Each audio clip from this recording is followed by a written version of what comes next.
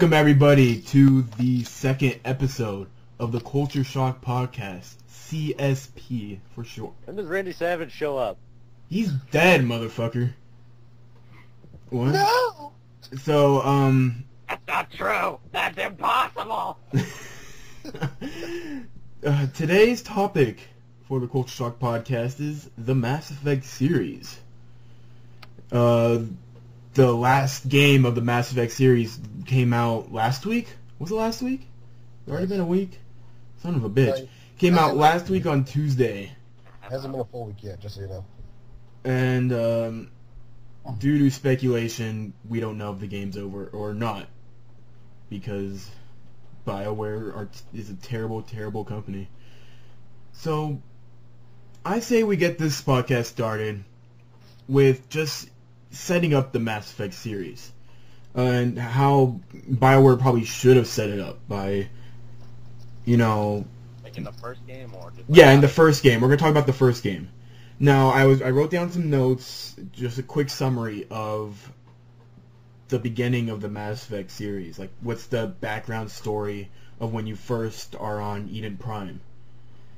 The history behind it... Before Eden Prime, huh? What? I'm just stupid, dumb shit that doesn't even know what happened before Eden Prime. I'm too stupid to be like, oh, what do I do on YouTube? When I'm What's an Eden Prime? What's an Eden Prime? We'll get to that. The Mass Effect series is set in the year of 2183. 35 years after the humans discovered technology on Mars, built by a long extinct race called the Protheans. After studying the technology, they were able to break free from the Sol system and travel the Milky Way. Humans only participated in one war, which was the First Contact War in 2157. The Turians attacked the humans after humans tried activating a dormant inactive mass relays, which the Citadel Council considered unsafe. The Turians take the closest human world of Shanzi... Right, hold on. You're saying a lot of words that don't make sense. Okay. So, Turians are a race of dudes. The Council is a conglomerate of these races of dudes, but only 3 races are involved with it at the start of Mass Effect 1, and before humans show up. They're basically the space government. Okay? Good. Citadel is this big fucking... Obama in space! Presumably from the Protheans, and it's basically this massive superstructure in space where space government is stationed. Okay, keep going. Okay. Yeah, we got someone on top of this shit. Yeah, everybody. Oh, I forgot to mention everybody. I forgot to introduce. That's already. We're already fucking up. This is gonna be a terrible podcast. Let's just go down really quickly. We got Bob. Say hi, Bob. Yo. What's up? Okay, we got the lovable Darknezz. Hi, everybody. Who just scolded me because I was going too quickly. We got Jimmy. Hello. And we got Cope. Yeah, last of course. The fucking British guy who doesn't know how to fucking work an internet. Yeah, this is Mass Effect. Save your bitching and moaning for afterwards. Wait, isn't it like 2 a.m. in England? Yeah, it's 1 a.m. Okay, anyway. And it's really awkward because my mother's sitting down here with me. Hi, Mom! I'm wearing earphones. Aww. Oh, God. Okay. This is best cast ever. Let's continue with the history. The Turians, the scaly, hard exoskeleton race of alien. Raptor dudes that are like 6 feet tall. Yeah, they take the closest human world of Shanzi. I believe that's how you fucking pronounce it. And they start to starve the humans on the planet after taking it over from the humans. The humans send a second fleet to Shanzi. In response, the Turians prepare for a full-scale war. The Citadel Council saw that the humans would be destroyed by the fucking Turians, so they step in and give an embassy to the humans in the Citadel. That's... Basically, they were throwing the dog the bone. Yeah. Basically, that's the entire background story. So, Mass Effect 3 starts 35 years after they meet. Mass Effect 1, you mean? What? Mass Effect 3 starts 38 years after that. Yeah, 38, 35. That's a 3-year difference, Greg. No! Mass Effect 1 starts 35 years after. Yeah, Mass Effect 1 starts 35 years after. God damn it, Greg. That's my fucking point.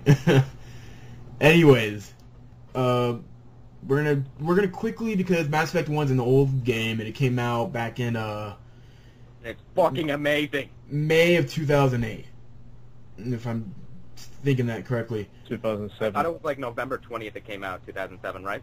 It came out in 2007. It was... Oh no, that's the PC version came out in May 2008. Yeah. No, it came out in November 2007. That's right. So, Mass It's your Effect. anniversary this year, everybody. Yeah. Okay. Okay. Mass Effect 1, which is said by a lot of people to be the best Mass Effect in the series. I disagree. You disagree? I agree completely with the best in the series. I'm sorry, I just have to agree with that statement. Oh, no way is it the best in the series. It's easily the worst. Easily. Easily the worst? I would say so much differently. I just like the way it was all executed, like just the story, the So combat. you like a terrible yeah. combat system, you like a terrible inventory. I did. and Okay, you no. Yes, I do. I didn't like all the think. loot, and I like having to go through and sort it. Like that. You really like that inventory management? Yeah, I actually I wasn't too fond of the inventory system, but I like that there was an inventory system, unlike Mass Effect 2, which terribly just threw the entire inventory system away, and they replaced it with you having like one or two of the same gun. Mass Effect 2 and 3 didn't really get rid of the inventory. Yeah, Mass Effect 2 got rid of it made it not a completely. fucking giant list of shit. Fucking Mass Effect 1. God damn it.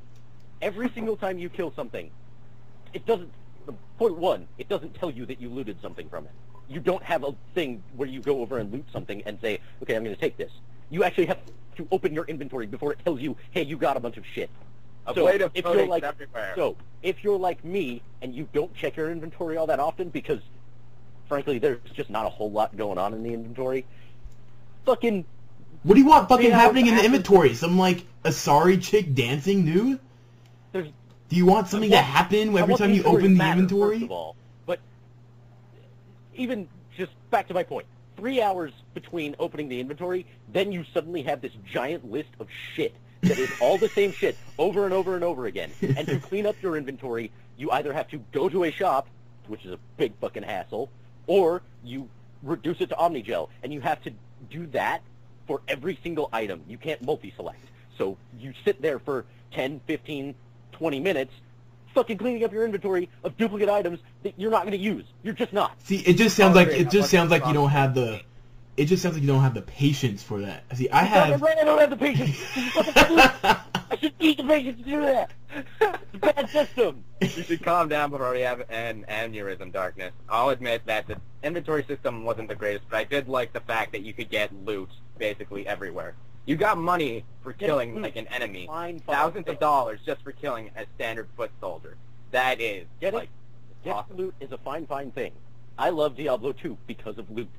The loot system in that game was awful. None of that loot ever mattered. Because you either found loot that did matter, which means you weren't keeping up with your own inventory, which means you're like me and don't give a shit about any of it, or you went to a shop and you bought the best weapon in the game, and then you never had to fuck with your inventory ever again. Except the extra weapon kept coming up with, your inventory's full, and then you had to go reduce a million fucking things. I know, that was pretty damn fucking cheap. I agree with you on that. That game. It's terrible. No. We're all allowed to our own opinions here. It's fucking awful. You guys can say it's awful. Personally, I enjoy it because it's the first Mass Effect I played of, and, you know, that's what got me into the series. That's why I like it so much. Sure, like, the combat isn't as it was in I think it's fucking awful. Here we go. Okay, we're getting way off the point. First of all, my view on it is I enjoyed the inventory system. It wasn't the best thing in the world. It wasn't like you know, Skyrim's or Oblivion's inventory system. Even though Oblivion's inventory system is Those are terrible too. terrible as well. But the fact that there was that inventory, the fact that you were able to have that RPG feel. In Mass Effect 2, they got rid of the majority of the RPG elements and just dumbed it down to where... Now, I'm going to take contention with calling it dumbing it down. It's more streamlined and easier, yes, but it's not dumbed down. I think it's way dumbed down. I thought it was way too easy to manipulate through everything. I love all the big menus. That's insane. What you just said. No, me personally, I love games that have a bunch of menus. Okay. Because I'm one of those RTS guys that deals with all those menus. Fine. Love your menus, but don't sit there and tell me that fucking sorting through menus is any more complex and deeper on a console. It's not good than anything that was in Mass Effect 2. That's insane. On a console, it's not good. I agree with you with that. I played it on the PC. I played all of these games on the PC because PC Master Race. The point is... Wait, you say the PC masturbates? Master Race. Oh. The point is, the inventory system and all of the menus and bullshit that you had to go through in Mass Effect 1 are no more complex or rewarding than anything in Mass Effect 2. Saying that it is, and saying that Mass Effect 2 and 3 are dumbed down, is phenomenally insane. It's wrong, I'll admit that. No, but even look at, like, if I can remember all the skill trees and all that from Mass Effect 1 and Mass Effect 2, both of them are completely different. Yeah, in Mass Effect 1 you couldn't choose from an ability at the one at the end. You had to put in 12 levels to one of your talents, and you had, like, 12 talents, I think? Something like that. And, like, you were only given a limited amount of points by the time you reached level 50 or level 60 if you uploaded a character again. So you couldn't max out all your abilities. So, but in the second game, basically they reduced the abilities down by, like, a half, right? Like, you went from 12 abilities to, like, 5 or 6 abilities. So, and you had to use significantly less points to level them up. Like, rather than 12, you had 10, but you had to put in 1 for 1, 2 for 2, 3 for 3, and 4 for 4. Yeah. The reason I vastly prefer that system is because in Mass Effect 1, a single point didn't really feel like it mattered. Like, if you were to upgrade any one of your skills, it was a jump between 8% and 10%, or something like that. And these were numbers that you never got to see, like, they just didn't translate into anything. Here, I'm looking at the skill trees right now for Mass Effect 1 and Mass Effect 2. Mass Effect 2, for, like, adrenaline rush, or for anything, you could only put in, like, 4 points into them. Which means it was hard, it made points very rare for you to get. So, because there's only 4 sections. For combat mastery, you can only put in 4 points. And then, you can put for the first level, you put in 1 point. For the second level, you have to put in 2 points. For the third level, you put in 3 points. And the fourth level, you put in 4 points. Mass Effect 1, you had, I'm counting, 1, 2, 3... Yes, you had longer bars and more points, but it didn't mean anything. It meant a lot, though. No, they didn't. They didn't, though. Yes, they did. All of Mass Effect 1. You know what I did? Every single time I leveled up, until the point where I maxed out the bars that improved my Paragon and Renegade scores and gave me Charm and Intimidate, until the point where I maxed those bars out, that's all I dumped points into. And then, when I started dumping points into the combat skills and stuff, it didn't matter. Because I had guns and things that were so powerful, I was just killing everything anyway. And whether it took 5 bullets versus 6, or 6 versus 7, it didn't matter to me. Because what ended up happening was the combat in that game was all based around dice rolls anyway, so I figured 2% versus 4% versus 6%, it's not, each jump isn't going to matter, and the difference between 0% and 10% is such a minute amount that I'd better just put all these points into the stats that let me have the conversations that I want to have instead of being able to shoot a guy less times to kill him. Because I'm just going to kill him anyway. Yeah. Because you're Commander Shepard, you're a badass. Yeah, pretty much. Whatever you run into, whether it takes a minute to kill him or half a second, you're going to kill him. You know that. Right.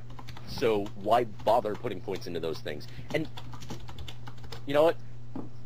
Full disclosure, I played as an infiltrator, so maybe it's just that I was using a sniper rifle all game and didn't have to worry about biotic powers or anything, but that's...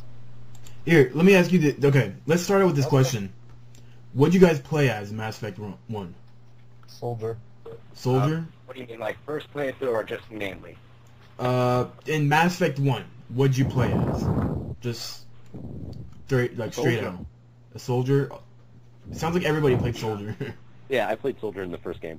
Okay. I picked soldier for my first playthrough just to get used to the game, but after that, I just went infiltrator for the rest of the game because it was so damn fun. Yeah, that was my excuse too. I picked soldier just because I didn't want to mess with like the adept or like the vanguard, you know, the biotic moves yet, just so I knew how the game played.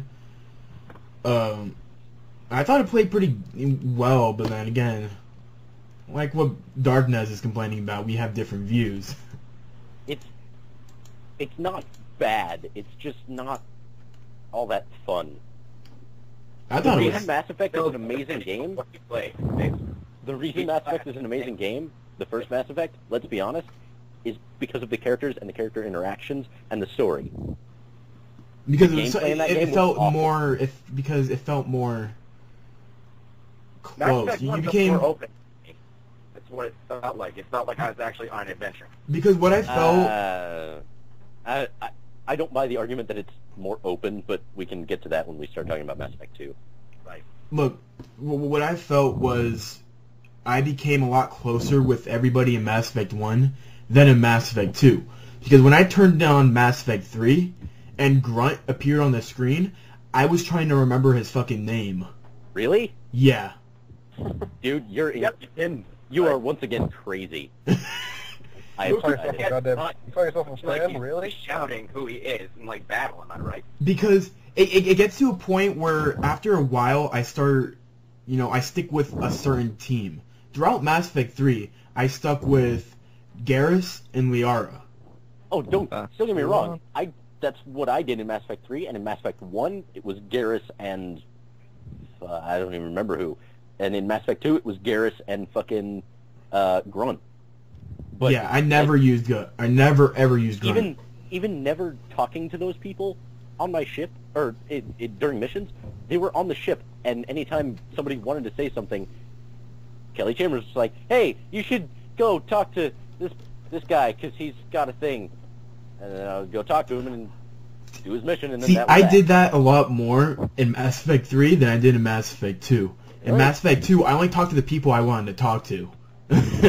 Well, I mean, that's fair enough, but I wanted to talk to everyone because I love Mass Effect.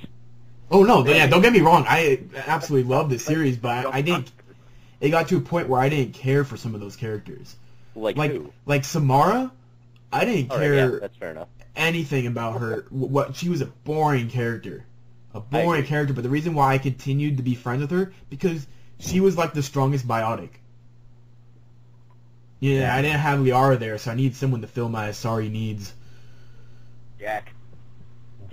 Jack is awful. Can we all agree Jack is awful? I agree with that. I enjoy all the characters in that game. The only character I actually ever disliked was Jacob. Really? Why? I enjoyed Jacob just because he didn't get in my fucking way. 2.0. He was just so boring. That's because he's black, huh? No, you know who's boring? James. Fuck James. There's no use for James. James. We used to get some jokes from time to time. You don't like At least, the like, yo, what's up, Okay, Chamber? so we're getting off point. Back to Mass Effect 1. Okay, Mass Effect 1. Let's talk about the story of Mass Effect 1. The plot for it is pretty much an experimental SSV Normandy is sent out to a human colony on Eden Prime to recover an unearthed Prothean beacon. Lieutenant Commander Shepard meets with Lieutenant Commander Shepard is not his name. that is He's it. Lieutenant Shepard. No, He's Lieutenant Shepard until he becomes Captain of the Normandy, and then he's Captain Shepard or Commander Shepard. Yeah. He gets promoted. That's So- why. It's why- all on Commander Shepard. forgetting Grunt's name. It's both of his titles, so... Again, I'm getting this from a website. All these notes are coming from a website, so don't hate on me if I get anything wrong. Nihilus. We will. Is it Nithlis? Something like that. He's a Nihilus. Nihilus. He's a Turian Spectre, and he also meets up with Caden, who's a biotic. They land to meet Chief Ashley Williams, who reveals that the Eden Prime colony is under attack by a robotic race known as the Geth. So, correction there. Nihilus doesn't actually land with you. He is the Spectre who is aboard the Normandy, and then he takes off on his Spectre mission on Eden Prime, and then leaves you and Caden, who then go find Ashley. Yeah. Yeah, and you take a guy, Jenkins, with you, right? Lieutenant Jenkins? Yeah. And then he freaking dies 5 seconds. Oh, I totally forgot about Jenkins. That's like serious. Yeah. Jenkins' best character. Because he dies? Jenkins for president, 2012. Okay. So the Geth are led by a rogue Spectre named Saren, another Turian. After the Spectre dies, Saren activates the beacon, and after the battle's over, Shepard locates Saren is a Spectre. Yeah, he's a rogue Spectre. And Nihilus shows up and finds him doing some dirty shit, and then Saren kills him. Yeah. Okay. Because you said the Spectre dies, and that didn't make sense. Okay. So I just wanted to clarify. After the battle's over, Shepard locates the beacon and receives a vision showing the Protheans being overwhelmed. Failing to convince the Council of Saren's treason, Shepard meets the Citadel security officer Garrus and a Krogan mercenary Rex. They lead Shepard to Tali Zora, who possessed... What? So, whatever notes you're reading from are so baffling in that they think this is an accurate portrayal of, like, this happened and then this happened and then this happened. Like, that's not... It's not that linear. It is a cohesive story. Yeah. No, it's not an event happens and then another event happens. Yeah. Okay. To get this on the expressway. After go. Eden Prime, Shepard finds this Prothean beacon, and then it breaks after it gives him a vision, and he doesn't really know what the fuck it's about. Then they end up on the Citadel because David Anderson, the captain of the Normandy, is talking to the Council about how fucked up Saren is. So, the Council doesn't believe you. They think Saren is a Spectre, and they put their trust in him. Shepard is made a Spectre, the first human Spectre, which is a monumental thing. However, to have that happen, Anderson has to give up his command of the Normandy, so he gives it to you. Yeah. You meet Garrus Vicarian, or not Rex, while on the Citadel, and you also end up meeting Tali, who is a Quarian. Who also has the recording of Saren. Yeah. Quarians are a race of people whose homeworld was... They created the Geth, and then the Geth attained sentience and forced the Quarians off their homeworld, and they have lived for centuries in a flotilla, a big armada of ships in space. It's pretty cool, but they're in enviro suits that if they get punctured, they die, basically. So, yeah, their immune systems are just like so weak that even a cock could kill them. Yeah. So, you take this crew and you go to find Liara Tassoni, who's an Asari doctor who's researching the Protheans. Her life goal is to know everything about the Protheans ever. And supposedly she can help you figure out what this vision is all about. Eventually you come to find out that the vision shows the Protheans, which are the race that went extinct 50,000 years ago very suddenly, and nobody knows why. And you also come to find out about the Reapers by way of tracking Saren down to a planet called Vermeer. On Vermeer, you actually speak with the vanguard of the Reapers named Sovereign. And what happens is Saren gets away while you're detonating a nuclear explosion to take out this facility that he's built, because it's an indoctrination facility, which basically just means they're making Reaper soldiers. So, You blow up that nuke, and in the process, you have to sacrifice either Ashley or Caden Alenko, which is a not-so-crazy choice, because these are two characters that have been with you from the very start of the game. Okay, and now you have to decide let's which stop one here. you kill. Here's the question. Who do you guys kill? Fucking Ashley. Whoa, wait, what? Fucking Ashley. Why would you kill Ashley? Because she's a space racist. She's a space racist. Everyone hates space racist. She fucking hates anybody that isn't a human. I, She's uh, mistrusting of them. Well, She's awful. She's an awful person. I killed Caden, if that's any What? consolation. Why did you kill Caden? Because he was fucking boring. You know, I'd rather have get the woman and get, you know, my space pussy on before I save one of my bros. I mean, after a while, Ashley, you know, gets better. You know, she Yeah, actually she was starts actually terrible respecting for a people. while. She sucks. I hate Ashley.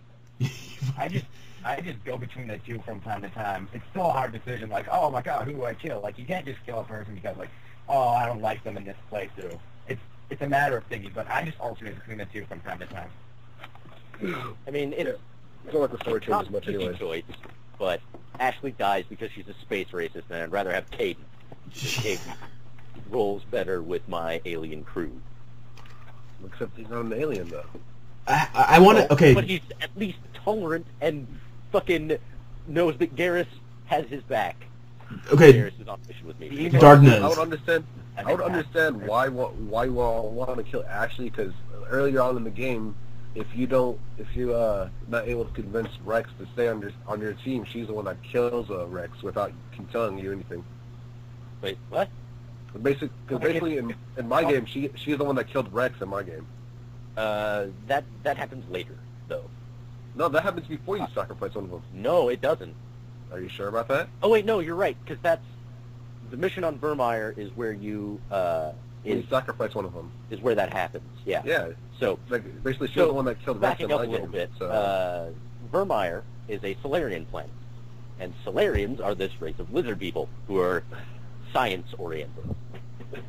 Oh yes, they are. And Magic. before humans were a thing in the galaxy, before they figured out mass relays and such, there was a war with a race called the Rachni. And the Rachni are these big fucking spider monster fucking things that Fucking basically swarmed across grasshoppers. the galaxy and killed a bunch of people. They speak by instinct, so that explains itself. The Solarians could not fight them head-on, and so instead uplifted the Krogan, who are a race of very aggressive, There's fucking... some bros. So there's some bros. Yeah, they're really aggressive kind of dinosaur people that like to hit things with shotguns mostly.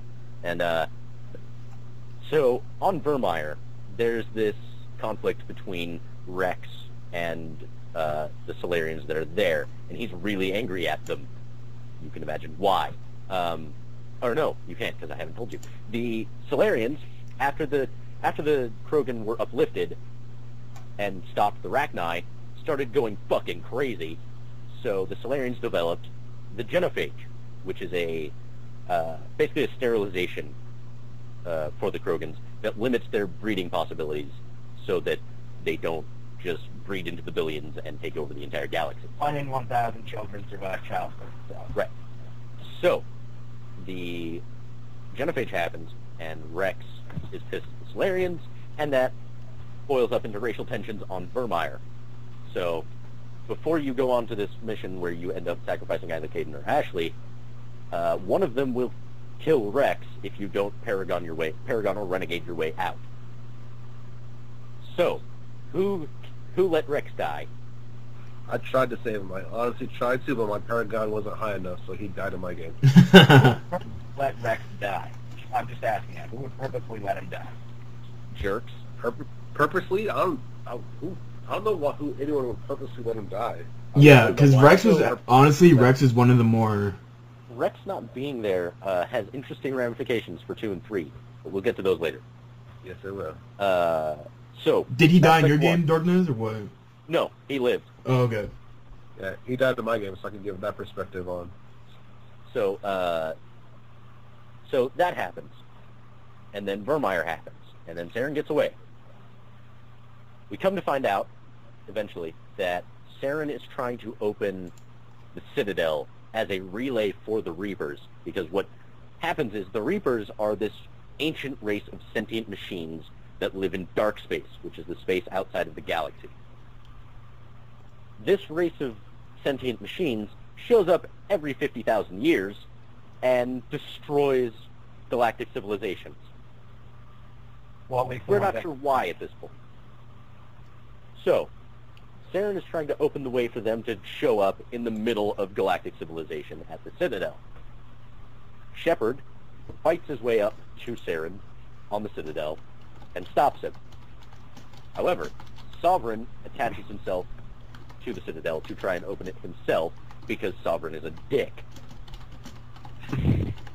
So to stop Sovereign, you have a choice of either sending the entire fucking fleet at him and blowing him up, or you can send part of the fleet to break off and save the Citadel Council,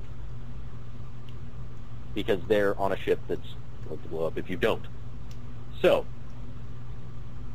what did you guys choose in regards to saving the Council or not? Saving the Council every time. I'm sorry. I just saved the Council as well. Really? Yeah. Wait, what'd you guys do? They I saved saved the it. Council. Why'd you save it? Because I am a Spectre under their name. I must take care of them. Okay, because what I did, I just sent everybody against...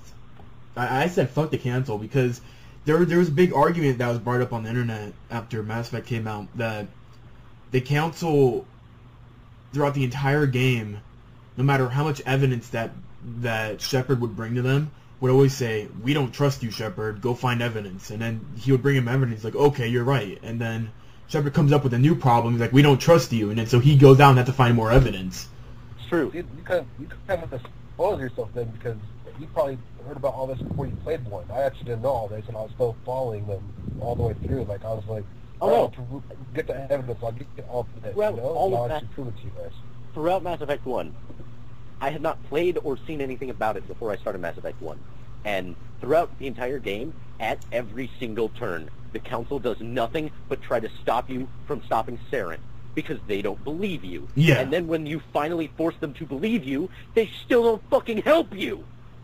So fuck those guys. Yeah, I'm taking my one shot at downing a goddamn Reaper every meal and after every potentially stopping this invasion. All right, They're so, not going to fuck that up. No, because there's one thing that I want to know.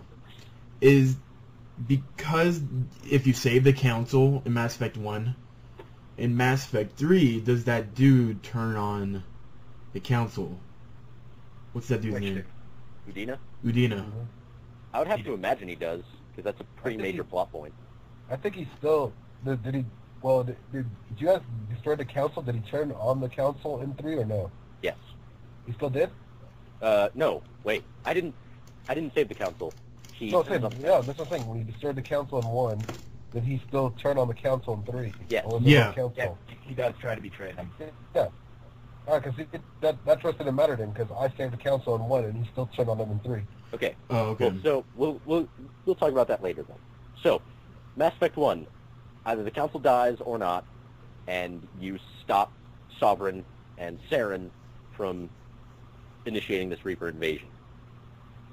So, there's also, during that game, I think the only other major choice I can think of is whether you saved or killed the Rachni Queen. Because so during one of the missions, you find an Asari matriarch who is keeping a Rachni Queen. She was the alive. same Asari that Saren talked to about bringing back the Reapers. Right. Or So basically they're trying to use the Rachni Queen to create Rachni babies that will then be soldiers for the Reapers, and that would be real bad because the Rachni are real bad. So, what did you guys do with that? I saved them. I did. Okay. Copeland, Hello. He's save the Rachni Queen? he's sitting back listening because he fucking hates Mass Effect 1. I think he said he never played Mass Effect 1. You're I awful. played You're it for awful. about 3 hours and it was awful. You're an awful person. Yeah. So- I saved the Arachnite Queen as well. So, for whatever that's worth.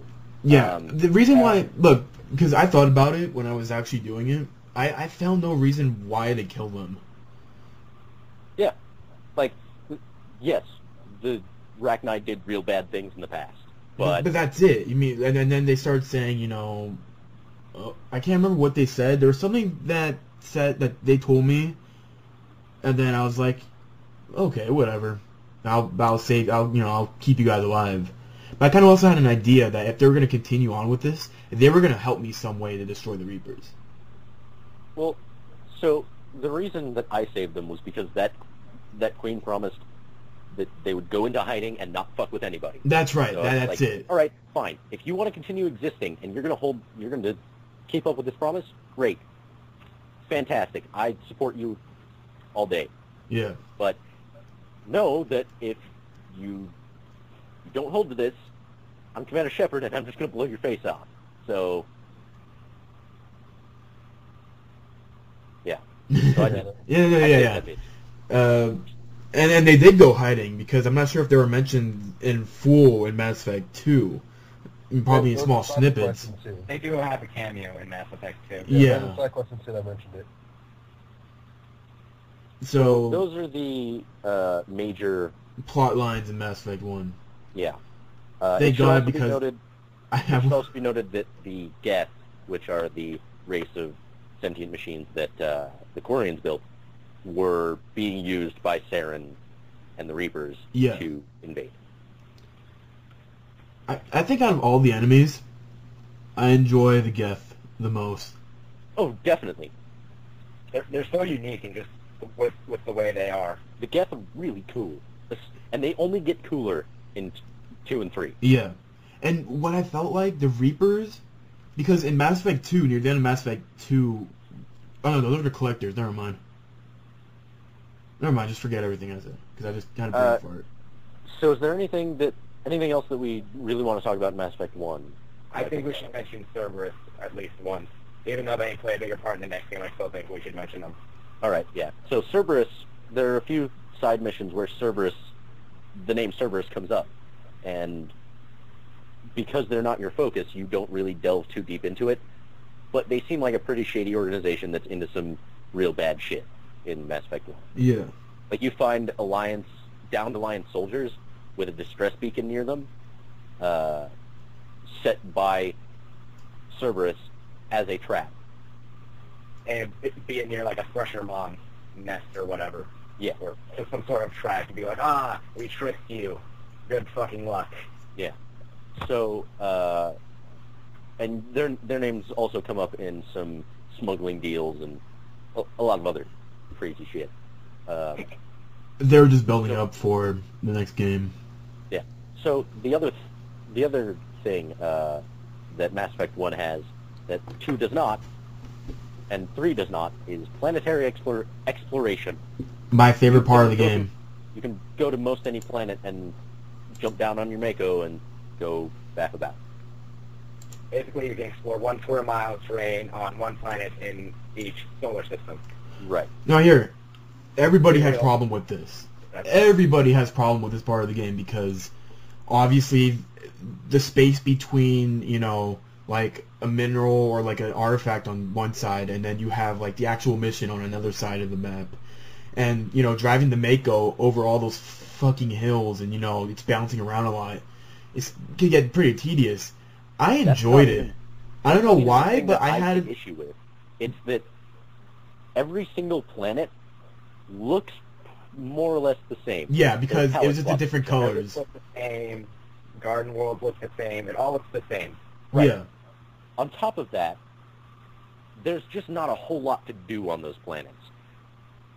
Yes, there are side missions that show up on some of those planets, but they're usually not much more than go into this prefab building that is the same on every planet and shoot a bunch of guys and then scan a thing and get no story payoff from it and then leave. Yeah. To be fair, though, there was this one planet, like, you could find Easter eggs on those planets. Remember the shifty-looking space caps? The what? The shifty-looking space caps. On this It's on this one planet. I'll look it up in a minute here. But basically, once you find it, it's down the corner of this one map. When it'll follow you around the map, and when your back is turned, it will steal credits from you. I'm gonna try to find it. That's pretty funny. Shifty-looking cow. There we go. But yeah, I hated planetary exploration in Mass Effect 1 because it was tedious and boring, and I just didn't want to do it. I personally thought it was much better than what they brought for us in Mass Effect 2, though. Oh, don't get me wrong, the Mass Effect 2 system is awful, but... Would you pick Mass Effect 1 or Mass Effect 2 system? Mass Effect 2, to be honest. Ugh.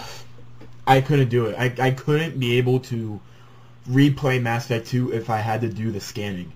Really? I couldn't. I thought that was the worst thing I've ever done in my life. I thought it was boring and tedious, but it certainly wasn't fucking... No, because I'd rather control something and, you know, do some shooting than sitting there for 20 minutes, you know, just... So it's... Sure, but I don't want to fucking do that. But it's...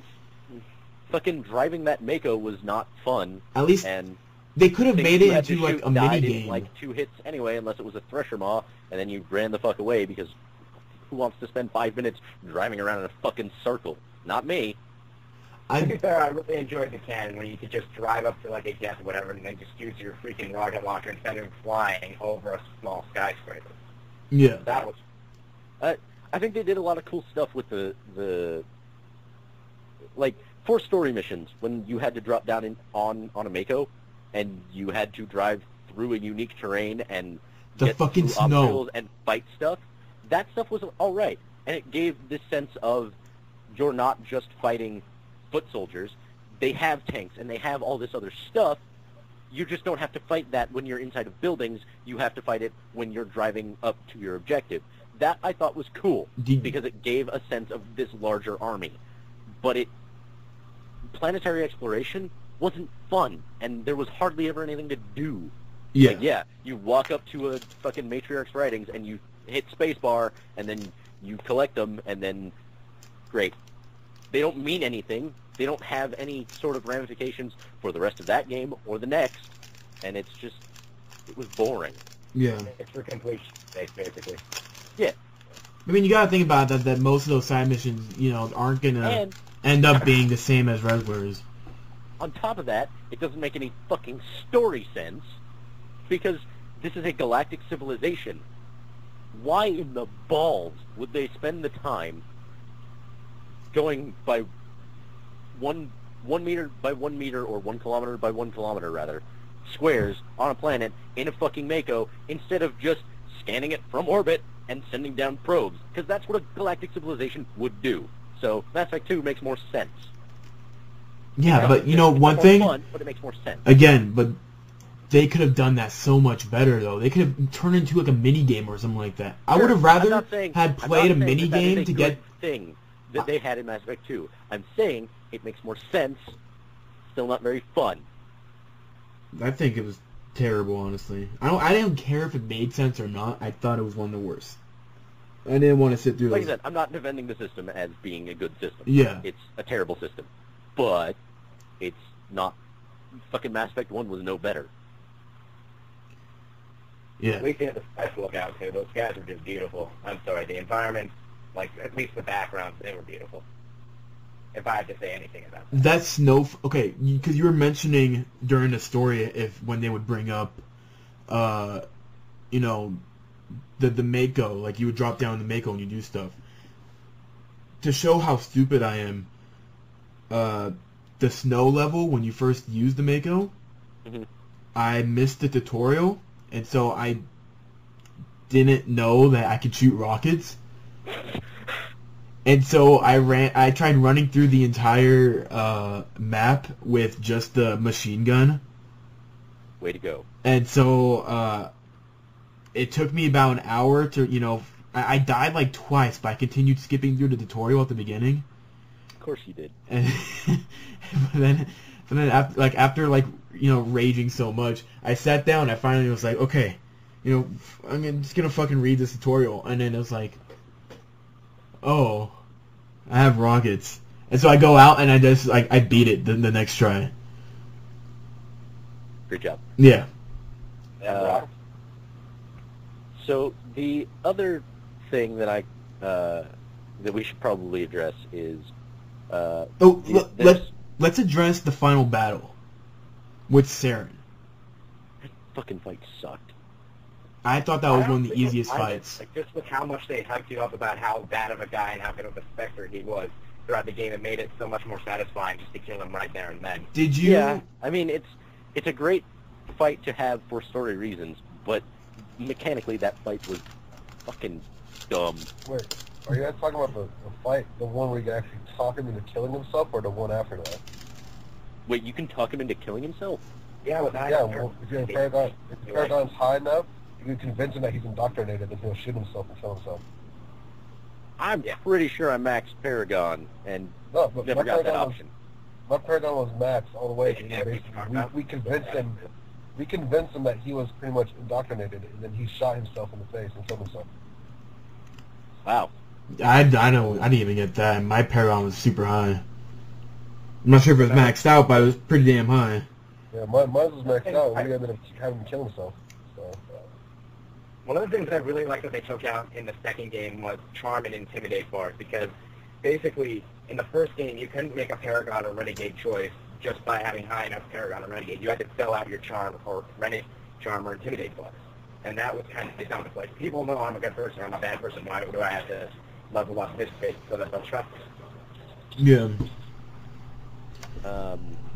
But so there's the other major choice that I just remembered is at the end of Mass Effect 1, a human is being elected to the council, and you have the choice of either giving your vote to Udina or Anderson. Oh, that was an easy one. Who'd you pick? Anderson. I picked Anderson. I don't know who picked Udina. I think we all picked Anderson. Yeah, Anderson was the right choice. Yeah, I mean, I kind of do want to meet someone who picked Udina, but because I think that would be a major plot twist in like the to next explain game. who these characters are, Anderson is Shepard's mentor and the captain of the Normandy before he resigns, and he's a pretty cool dude. Udina is the human ambassador on the Citadel, and he's a giant asshole. Yeah. Who has a potty mouth, apparently. So, I guess we're, you know, how many guys, okay, how much trouble do you have with the last battle? That's what I kind of wanted to ask. I didn't have much trouble with it. The problem I had was that I was playing, I was either playing Soldier or Infiltrator, but I must have been playing Soldier because I had all 4 weapons. But so, I had overheated my pistol. Mm-hmm. Or I had overheated my assault rifle, so I switched to my shotgun. Then I overheated that, and I switched back to the assault rifle, and it was bugged and wouldn't not overheat. And the shotgun was the same way. So I had to use either the pistol or the shotgun for that entire rest of that fight, and it was fucking awful. I got him really low too, and then I died and had to do it again. I think I only died once. I didn't let my weapons overheat though. I died in that battle only once because I made a stupid mistake, but I thought that battle was really easy. All you gotta do is keep moving and keep shooting him, but at least, like, the battle's exciting. You stop moving for a second, and he's just gonna fucking obliterate you. Yeah. Sure, it's a very tedious fight because you gotta run around in circles, dodging his rockets and his lasers and whatever, so that he doesn't kill you. But still, like, it's keeping you on your toes, and that's kind of exciting. It's not the best boss fight ever, but, you know, it was still good. Okay. Yeah. Let's move on to Mass Effect 2. Alright. Okay? Because Darknezz is so much more into the story than I am, and well, at least he knows more. I'm gonna have him go through the story, and then we'll talk about all the mechanics and all that afterwards. Okay, so Mass Effect 2 picks up 2 years after Mass Effect 1. Nobody believes you about the Reapers. They think Sovereign was a one-time thing, and now he's dead. The Normandy, that's Shepard's ship, has been tasked by the Alliance Navy to investigate a series of disappearances of human colonies.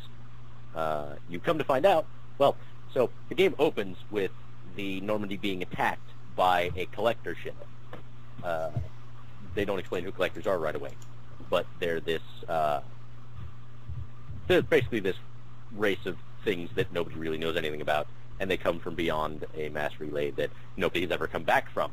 So nobody knows what the fuck they are, but they appear to be harvesting human colonies. The Normandy is blown to shreds, and Shepard dies. Presumably, all of your all of the cast of Mass Effect 1 and the ship's crew get away in escape pods. Shepard sacrifices himself or herself to save the pilot because he has brittle bone disease and is a stubborn jerk. Hey, I like Joker. Fuck you. He's stubborn. Joker is absolutely my favorite character in the entire series. Died. He thinks he can save the Normandy, and he's too stubborn to admit that the Normandy is lost. So Shepard has to sacrifice himself to save him. It's just like a parent losing a child, though, man. It's like the parent's not going to admit that the child's dead. Like, Yeah. I mean, it's the Normandy was Joker's baby. Joker sucks or anything, but he is not. Or he is a very stubborn person. So, anyway, Shepard dies, and then 2 years later is revived by Cerberus. Specifically, Project Lazarus, which is an arm of Cerberus. You wake up during an attack on the Cerberus facility where you're being kept.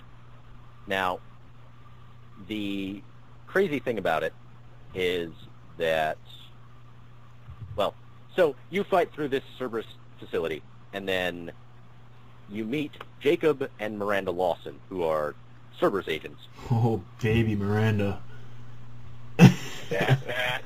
So I looked at the chick that she was based upon. Her face is right on, but her body is definitely not. Sorry, can we pause the recording real quick? What? Can we pause the recording real quick? I have to take a phone call. Yeah, okay, guys. We'll be right back with more Mass Effect.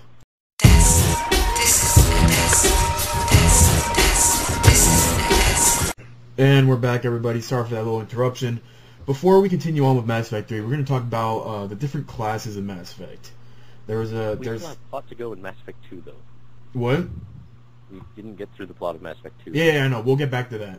Okay. We'll start off. We're just going to start really quickly with the classes, because we'd rather talk about that. There's a total of 6, I believe.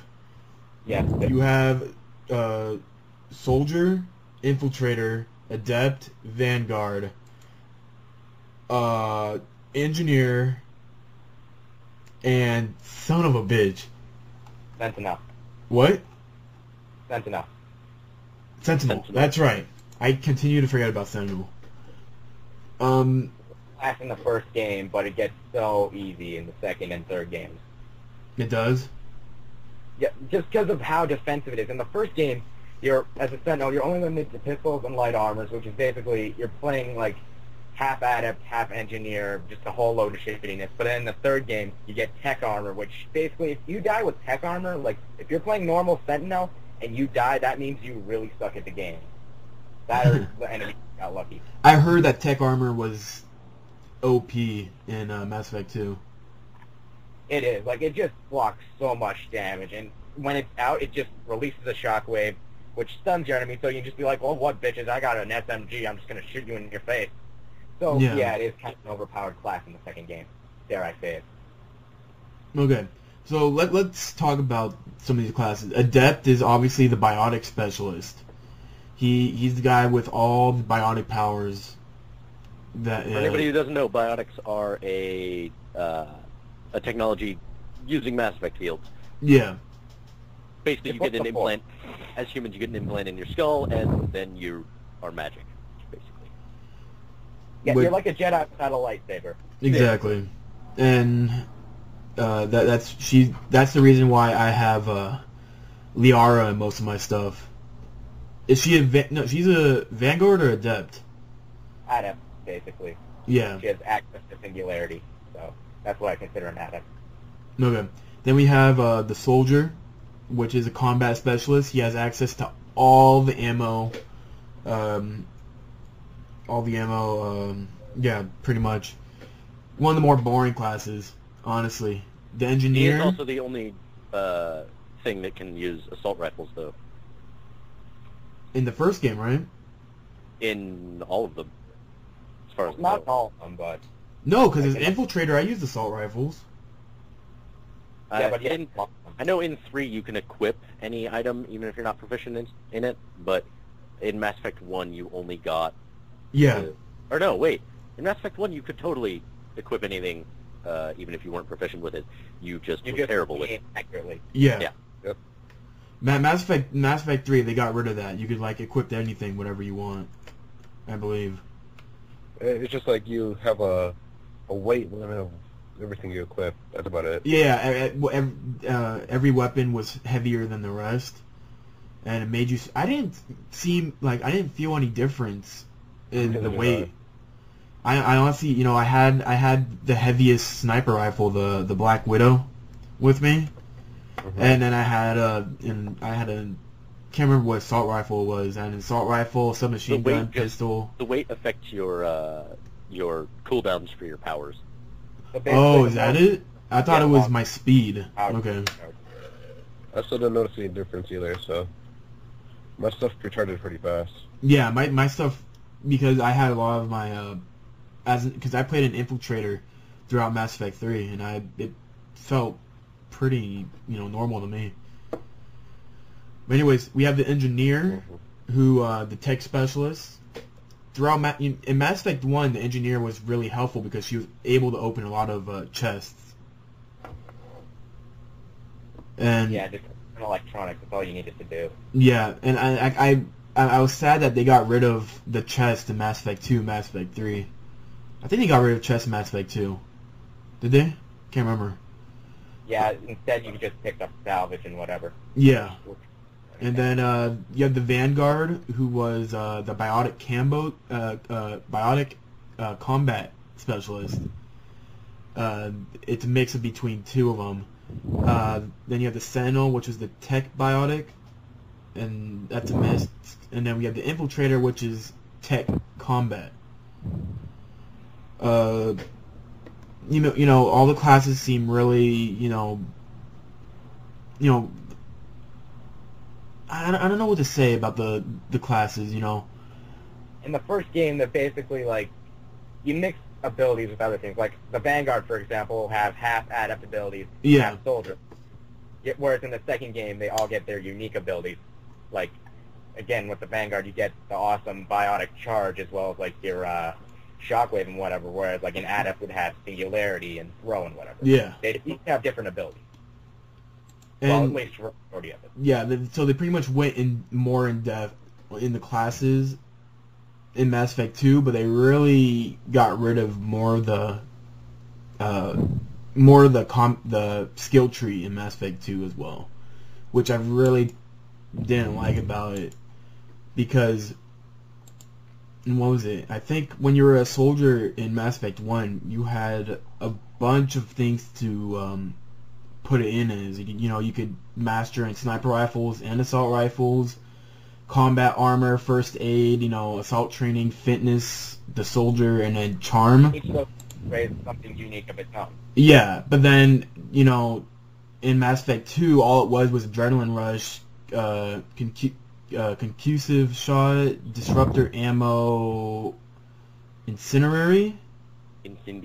Soldiers had access to all types of ammo. So. Yeah, and then bio and incendiary. Yeah, and it wasn't that much. You know, the big change of difference between Mass Effect 1 and 2's skill trees were really, you know, hit upon, and that was because I think BioWare was going for a little bit more of a shooter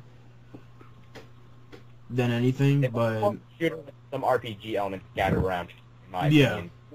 It was still a good system. Like, I had fun with all the games, despite, like, the change from combat and RPG systems. But, like, when I initially played Mass Effect, it was like playing an RPG with a bit of shooter-based combat. When I played Mass Effect 2, it was like playing a shooter with some... with a little bit more RPG. So, why does that matter? I mean, are we going to get hung up on genre classification, or are we just going to say these games are awesome and you should play them? We should go with the latter. I mean, honestly, what makes an RPG to me is a strong focus on story and characters, and all the Mass Effect games hit that spot on. But even if you don't want to call it an RPG, if you want to call it more of a shooter, oh well, it's a shooter with a strong focus on story. It's still an awesome game. I agree with you with that completely. Like, the story in the game, like, it's made by BioWare, so, you know, the story's going to be great, even if, you know, it doesn't end well. Even though the ending could be a little off. But...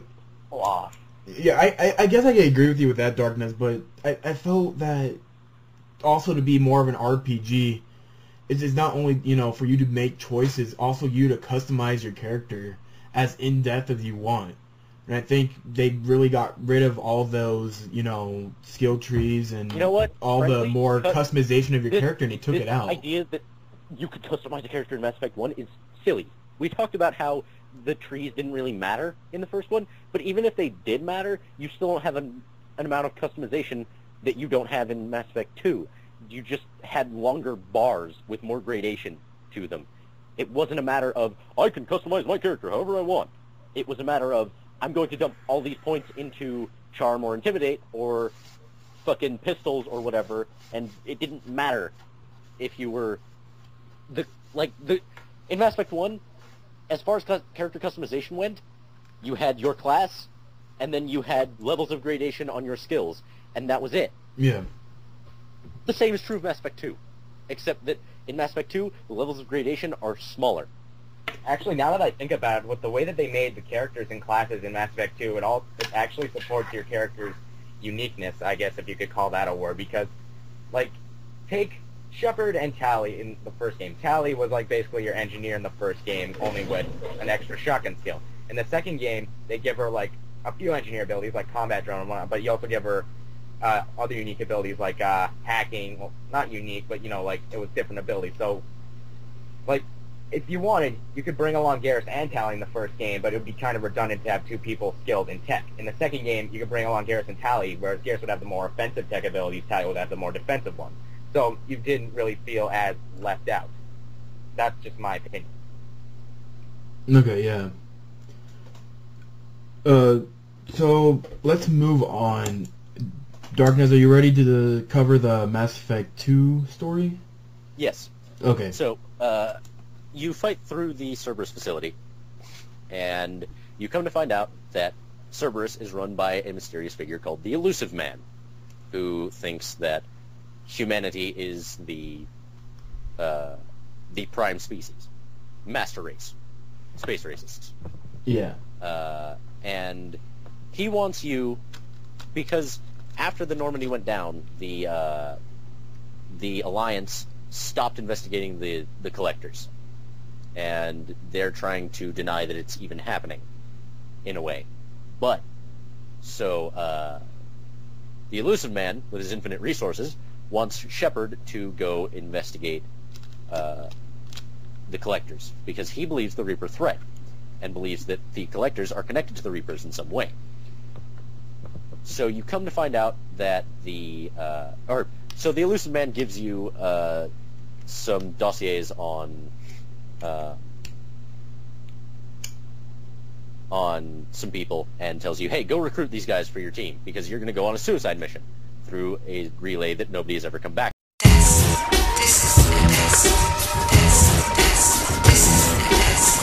Sorry, everybody, my internet cut out. Continue, Darknezz. So you get some dossiers from the Elusive Man, and he says, hey, go recruit these people, because you're Commander Shepard, and you're going to go through the Omega-4 relay, and you're going to go screw some shit up. The Omega-4 relay being a relay that nobody's ever come back from. Yeah. And presumably where the collectors are coming from. Which leads to one of the more clusterfucky endings in Mass Effect. Yeah. Until Mass Effect 3 rolls along. So, Mass Effect 2 doesn't really have that great of an overarching plot. You're building a team and you're going to go take on the collectors. That's about as far as that plot goes. What really strikes that's me my about big Mass Effect problem of that entire game was that was really the main plot, to you to meet and befriend these different, people, like different races, and just kind of go on a mission, and that's it. Well, I mean, the thing that I really love about Mass Effect 2 as opposed to Mass Effect 1 is that it puts a much stronger emphasis on the characters in your crew rather than being about the overall mission. So, in Mass Effect 1, you had a crew of 6 people, and you didn't really get to know them very well. Yeah. Mass Effect 2, you get a stronger connection to 12 dudes who join your crew. Whoa, wait. I felt a lot more connected to the 6 guys that we had in Mass Effect 1 than the 12 people that we get in Mass Effect 2. Really? Because in Mass Effect, when it came to it, in Mass Effect 2, since there were so many goddamn people to keep track of, I only talked and got to know the people that I wanted to know, which was Thane, Miranda. Well, I mean, obviously you're going to get closer with certain characters And because then- you like and those then characters more. So the But ones you what get I'm closer saying to the is- most is Garrus and Tali. What I'm saying is, in Mass Effect 1, you never really got an opportunity to go talk to and learn about these people's personalities. You got to talk to Garrus and learn about Turians and his time at CSEC and a bunch of stuff that doesn't really matter. In Mass Effect 2, when you go and talk to Garrus, you get to talk about what he did in those 2 years, the things that got him to where he is. You got to learn more about who Garrus is and the kind of dude he is. Yeah. It brought you closer to the characters as a whole, rather than just like, oh, this is this character, he is this. Learn Right. about. So let's talk about each character, starting with Garrus, just because we've mentioned him the most. Garrus is obviously the best guy in the series. So between Mass Effect 1 and 2, in Mass Effect 1, you meet him on the Citadel, and he is a CSEC officer, Citadel Security. Yeah. And he's trying to track down Saren, so you're working towards a common goal, and he says, all right, I'm joining your crew. And then he's a Turian badass with you. After the Normandy blows up, he doesn't go back to CSEC. Instead, he becomes this personality called Archangel, who's working to combat gang violence on an asteroid called Omega, which is where 3 major gangs hang out. And the Archangel mission, by the way, is one of the coolest fucking things. That's the one where... I'm trying to remember. You start off going through the gang camps because they're staging a collaborative effort against assault on Archangel's base. Wait, is that the one where you run through the Citadel? No. No, this is when you're on Omega. So this is... okay, you yeah, don't I know remember who this Archangel one. is yet. Yeah. So you... but your mission is to go recruit Archangel. So you screw up the plans of these gangs by... at one point you kill you have an option to kill a guy who is repairing a gunship, and then when that gunship shows up later, it's not as powerful. Yeah. Also sabotage mechs to attack their own users as Right. well. So you go through and you screw up the plans of the gangs, and then you go and you fight your way up to Archangel, and it's this great panning shot starting at his feet and going upwards, and it's a slow reveal of fucking Archangel is Garrus, which was one of the coolest fucking moments for me, because Garrus was awesome in the first game, Yeah. and then fucking as it started panning up, I was like, wait a minute.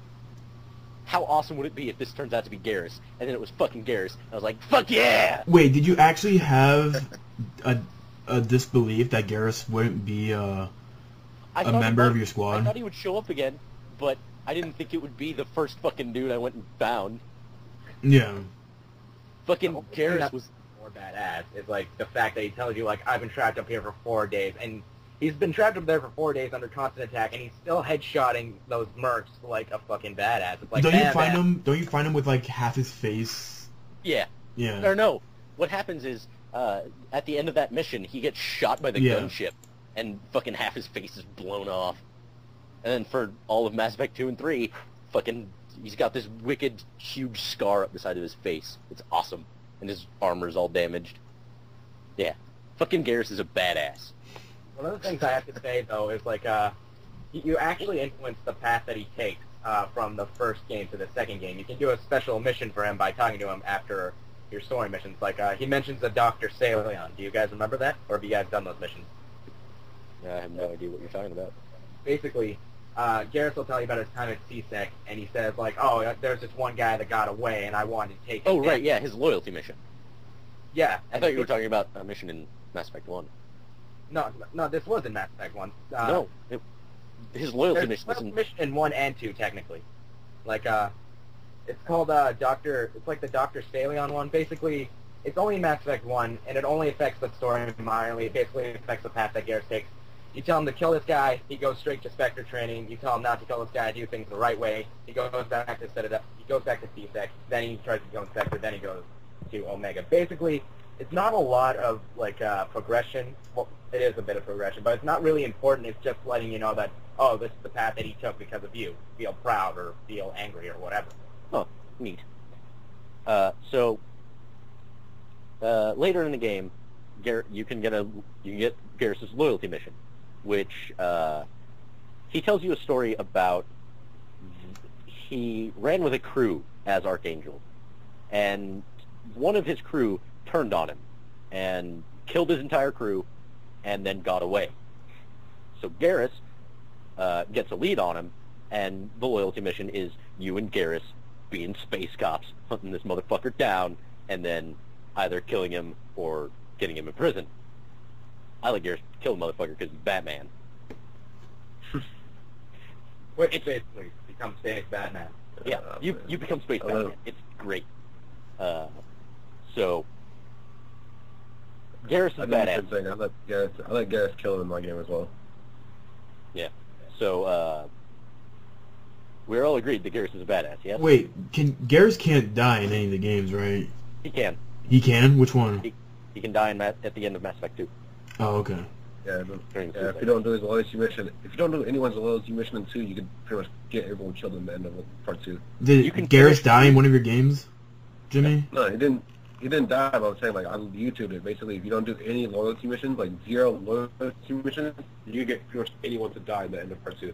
You can actually finish Mass Effect 2 with nobody surviving except for Shepard. Yeah. Shepard could die in number 2. Yeah, right? but I mean, I'm saying you can bring that Shepard who had no squad mate survive into Mass Effect 3. And feel like a total douche about it later. Yeah. What happens if Shepard dies in number 2? What happens in number 3? You can't import him. The fucking son. What's a dead person? So. Like have him bring him back as like a cyborg Shepard? Yeah. They technically did that in the second game, and like seeing as he dies on the a very important story that's not easily accessible, I don't think that they would go back to get him. Just leave it best there. Okay, so that's Garrus. Going alphabetically. Then there's Grunt. So one of the dossiers you get is for a Krogan warlord. I don't like Grunt.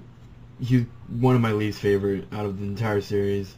Well, we'll talk about him in a minute. But so the mission to get him, you're actually going after a Krogan warlord who ends up dying and giving you this test tube, which is a supposedly true Krogan, a full-blooded fucking monster of a Krogan. Yeah. The likes of which has not been seen in centuries. And he's so that's Grunt. Am I the only one that... You have an option before you revive him. You can either revive him or leave him in the test tube. And so you could just not have Grunt throughout the entire game in general, right? Right. Now, here's my thing. Because you just said that Grunt was like the biggest Krogan, right? Well, no, he's just a true-blooded Krogan. Yeah. like, couldn't there have been a difference between him and the rest of the, like, physically more than just mentally or spiritually or whatever? Like have him make him like a bigger Krogan. Like, because they're saying like he's called the perfect Krogan. He is should have still been an adolescent. Oh yeah, that's true.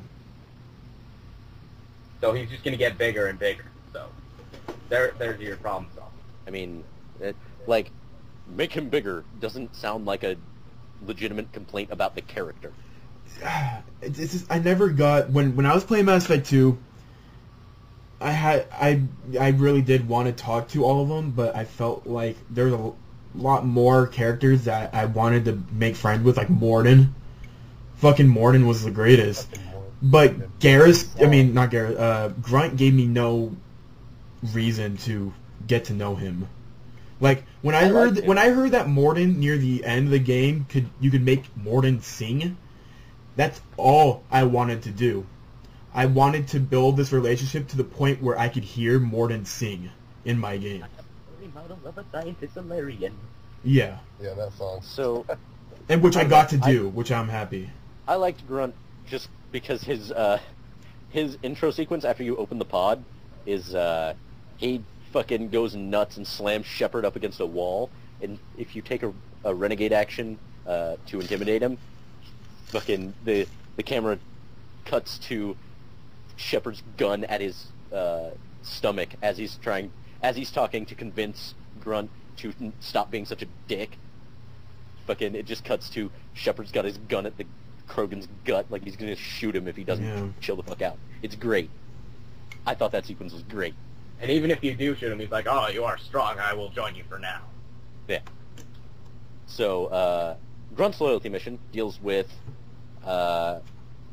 he's going nuts, and he doesn't know why. So you go to Tuchanka, which is the Krogan homeworld, and they tell you he's basically going through Krogan puberty, and ends up he has to take a trial basically to become an adult Krogan, and then so this trial is you go activate a Thresher Maw Thumper, or a Maw Hammer, I think is what they call it.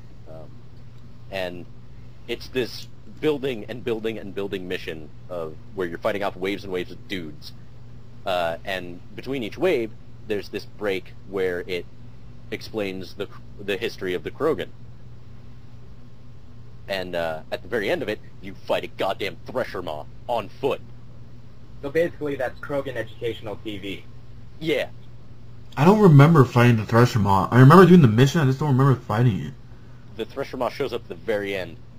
You fight the Thresher Maw, and you either kill it or you don't kill it. You can expire the time limit on that fight, and then it just runs away. And then a whole bunch of Krogan show up, and because there's this dissent that because Grunt was made in a lab, he's not an actual Krogan and doesn't deserve to become he doesn't deserve to go through the trial. So this dissenting group of Krogan show up, and then you have to kill them. Fun. Yeah. I don't remember that entire thing. That's probably because... Look, I believe I remember doing the mission. I just can't remember actually doing that last part. I thought it was a really cool sequence. Okay. Let's move on to... Who else? Fucking Jack. Do we have to do a Jack? So, Jack was a... I fucking hate Jack. I don't even remember what the recruitment mission for Jack was. Alright, I remember this one, guys. Let's see here. Basically, you go to this Blue Suns, which are like this huge mercenary group in the Terminus systems, which is where the game takes place. You head to one of their prison ships called Purgatory. Jack is there because she's like batshit insane, right? She's psychotic. Uh-huh. So you go there and you get her out of bio. But then Blue Suns turn on you and they're like, "Oh, Shepard, you're worth more than Jack will ever be." And then you're like, "Oh, go to hell. I'll send you there myself." And then Prison Break. Huh? And then Prison Break. Oh yeah, the Prison Break one I liked. Basically, I just didn't like the fucking character that came with it. Trying to escape, and this guy just trying to capture you. Then you end up kicking his ass, and then Jack's like, "Stay away from me." Once you finally get to her, right? Sorry if this sounds like a giant clusterfuck of information, but like that's the best way to describe it. basically, once you beat the guy, Jack is like, who are you? And it's like, I'm Commander Shepard, I'm here to help you. And it's like, yeah, right. Why would Cerberus want to help me? Because, well, that would be important in a later mission. Basically, you're a recruiter, but you have to earn her trust just like you have to do everybody. But, yeah, that's basically what it is. You go to get her, then a prison break happens, and then you kill the prison leader, and you get her on your ship. So Jack, it turns out in her loyalty mission, was a child biotic that Cerberus ran experiments on, and she's a really powerful biotic because of it, but she's also fucking nuts. That's kind of her deal. Yeah, throughout her loyalty mission, like, you learn about her childhood. Like, she and, like, these hundreds of other children were exposed to these, like, extremely inhumane experiments where, like, they were tortured and everything, beaten, put up in, like, fight rings, and expected to kill each other with biotics. Yeah. So she's a little bit insane. So continuing alphabetically, Jacob Taylor, who is the black dude that you find on the Cerberus ship at the beginning of the game, who helps you fight through waves of mechs to Another get fucking boring character. I agree. Yeah. Jacob's. He's all right. Oh, yeah, What was okay? Can I say one thing before you switch to another character? Hmm. For Jack, if you don't do her loyalty mission and she comes back in 3, there's some pretty drastic consequences for not doing her loyal mission in part 2 that carries over to 3. Like what? Are you gonna talk about more in 3? Well, you want me to tell you now, or you want me to tell you when you get to 3? Write it down and remember us in number 3. Remind us. Well, I'll just bring it up again in 3 after you meet her. I'll just tell you. Okay. Okay. So Wait, Jacob's. Darknezz, let me ask you one thing. What's up? Did Caden actually get better when you moved on to number 2 and number 3? What do you mean? Like, was he more interesting? Because Yes. obviously the reason why I picked Ashley because it seemed like she had more story behind her than Caden. And then I also wanted to bang her too, but still. Yeah, she seemed, or Caden seems way more interesting. Okay. So Jacob's loyalty mission deals with his father who went missing on an Alliance ship, and some crazy shit happens on an island planet, or a tropical planet, and he's at the head of the crew of that ship who've regressed into a tribal mentality. So, yeah, basically, he did nothing to help them. He just sat there and played king for a while until, like, he needed to be rescued. So he's kind of a douchebag. Yep. So do we want to talk about the DLC characters? Hell no. Because Wait, no, there's more characters that come up with. There's I know, Legion. but There's I'm going alphabetically. The next one is the Kasumi. I forgot about. I never did that one. I never did that DLC. I really liked Kasumi. You really? What was she like? What was the entire quest behind her and everything? So when she shows up, she has been contracted by Cerberus, and you meet her on the Citadel, and she joins your crew. Her loyalty mission deals with an old boyfriend of hers. More than a boyfriend, really. So what happens is Kasumi has you infiltrate a party being held by a merc leader. Donovan Hawk. Yeah, Donovan Hawk, and he has a thing that Kasumi wants because it's a meaningful artifact from this person who died.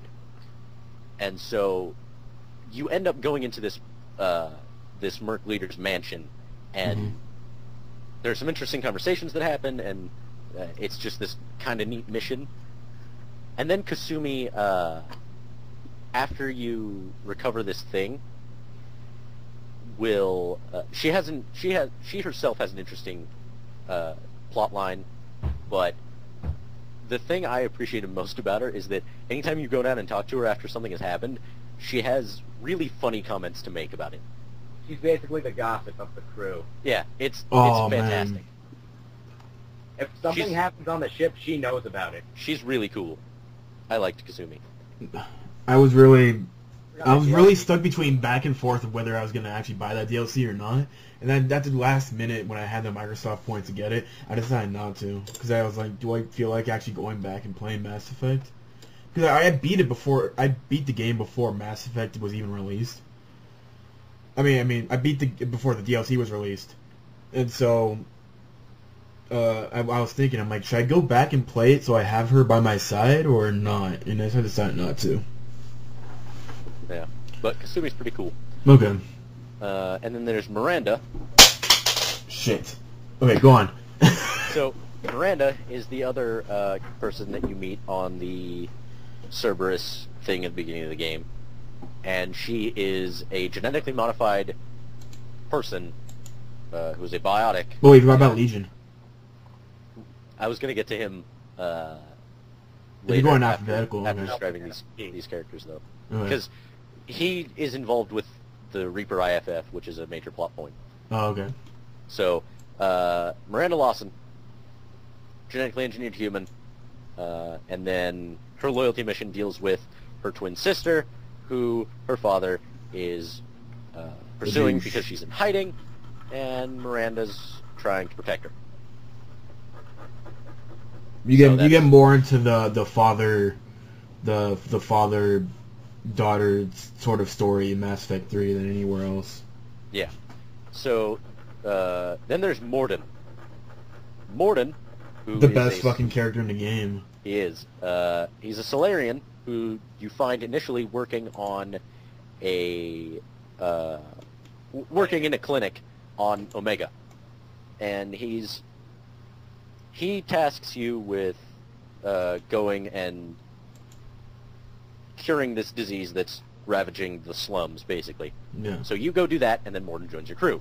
And the reason you need him is because he is a top scientist, former Special Forces, and you need him to develop something to allow you to deal with the collectors. Yeah. So, his loyalty mission deals with the genophage. That being the thing that makes Krogan sterile. Morden was part of the team who invented the genophage, and one of his co-workers on that project is now trying to develop a cure on Tuchanka. The way he's doing it, though, is he's using Krogan females, and the conditions aren't great for them.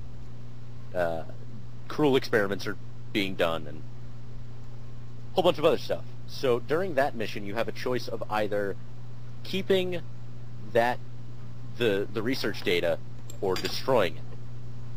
So what did you guys do? I kept it. It's just the right thing to do to keep it. Yeah, I kept I it kept too. the research data as well. Yep. So that Morden deals with that. Did that play a major part in Mass Effect 3 as well, or was it kind of scrapped? Yeah, it does. Because I can't remember. At one point, we'll talk about it in Mass Effect 3. Okay. So that's Morden. Then there's Morinth and Samara, who are an Asari. R. Yakshi or just. Yes. Those words are basically meaningless, though. So a Justicar is basically the Asari equivalent of a Spectre, except they don't work for the Council, they work for the Justicars. Yeah. There you go. And they're Asari only. Morinth is her daughter, who's an Ardak Yakshi, which is an offshoot of an Asari that has gone crazy, basically. And so you recruit Samara by getting involved in an investigation she's involved in and dealing with it, and then her loyalty mission deals with Morinth on Omega, and that's that. And you have a choice between either taking Morinth onto your crew and killing Samara, or keeping Samara and killing Morinth. This was hard for me to choose, because I kind of knew that I probably wasn't going to be able to seduce Samara. I'm not sure if you're able to go to bed with her. With Not her. Mass Effect 2, no. Yeah, and I think you could have gone in bed with Mornith. Mornith, but yes, you die afterwards. Yeah, she kills you pretty much in the scene. And I kind of wanted to bang her. That's an awful reason. Yeah, you're an awful person. That was the only reason, because I thought she was hot, and so I was like, you know what? I think I would die just to do her, and then I kind of just chose Samara because I thought she was the more powerful biotic, which was a good choice after leading into the final battle. I chose Samara as well. Because, like, I can't stand to play like mainly Renegade. Like, I have to be a good person. It's just that on my conscience all the time. Yeah. So yeah, I let Samara live as well. Yeah, I think we all did. Okay, so then there's Tali, Zora, Vos Nima. Becomes Vos Normandy later. So she is the Quarian you met in the first game, and she shows up during a mission on a human colony that was attacked, and basically you say, hey, it'd be great if you would join my crew again, and then she's like, yep, and then she joins your crew again. Yeah. That's how that works out. And then her loyalty mission deals with some stuff going down back in the Quarian fleet. They've lost contact with a science ship that her father was on, and it turns out that they were running experiments on live Geth, which is a big no-no for Quarians because Geth drove them away from their homeland, and they don't want anything to do with them if they're alive. So, like she's being accused for high treason is what's going on. Yeah, she's being accused of high treason because she sent back Geth parts for research purposes. They ended up using the Geth parts to rebuild a live Geth, and that's real bad. So, you go and get her absolved of that. There you go. What you guys, and did you like give them the evidence, or did you like say like, oh no, Tally's done so much for you guys, you should just let her go? What did you guys do? I Paragoned my way out. I didn't give them the evidence. Yeah, me too. Same.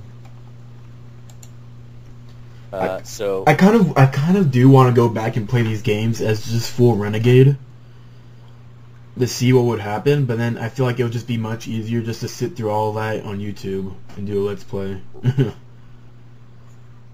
yeah, maybe. So Thane Krios. Another one of my favorites. Thane Krios is a goddamn badass motherfucker. Probably more badass than Garrus. So Thane, interesting enough, all of these characters that we've met so far are of the races from the first game. Except for... And they're the major players in the galaxy. Yeah. Thane, however, is a Drell. And Drell are a race that live on... or that... their homeworld was blown up or destroyed or something. And they... so they were saved by another race called the Hanar. So they now live on the Hanar homeworld. Yeah.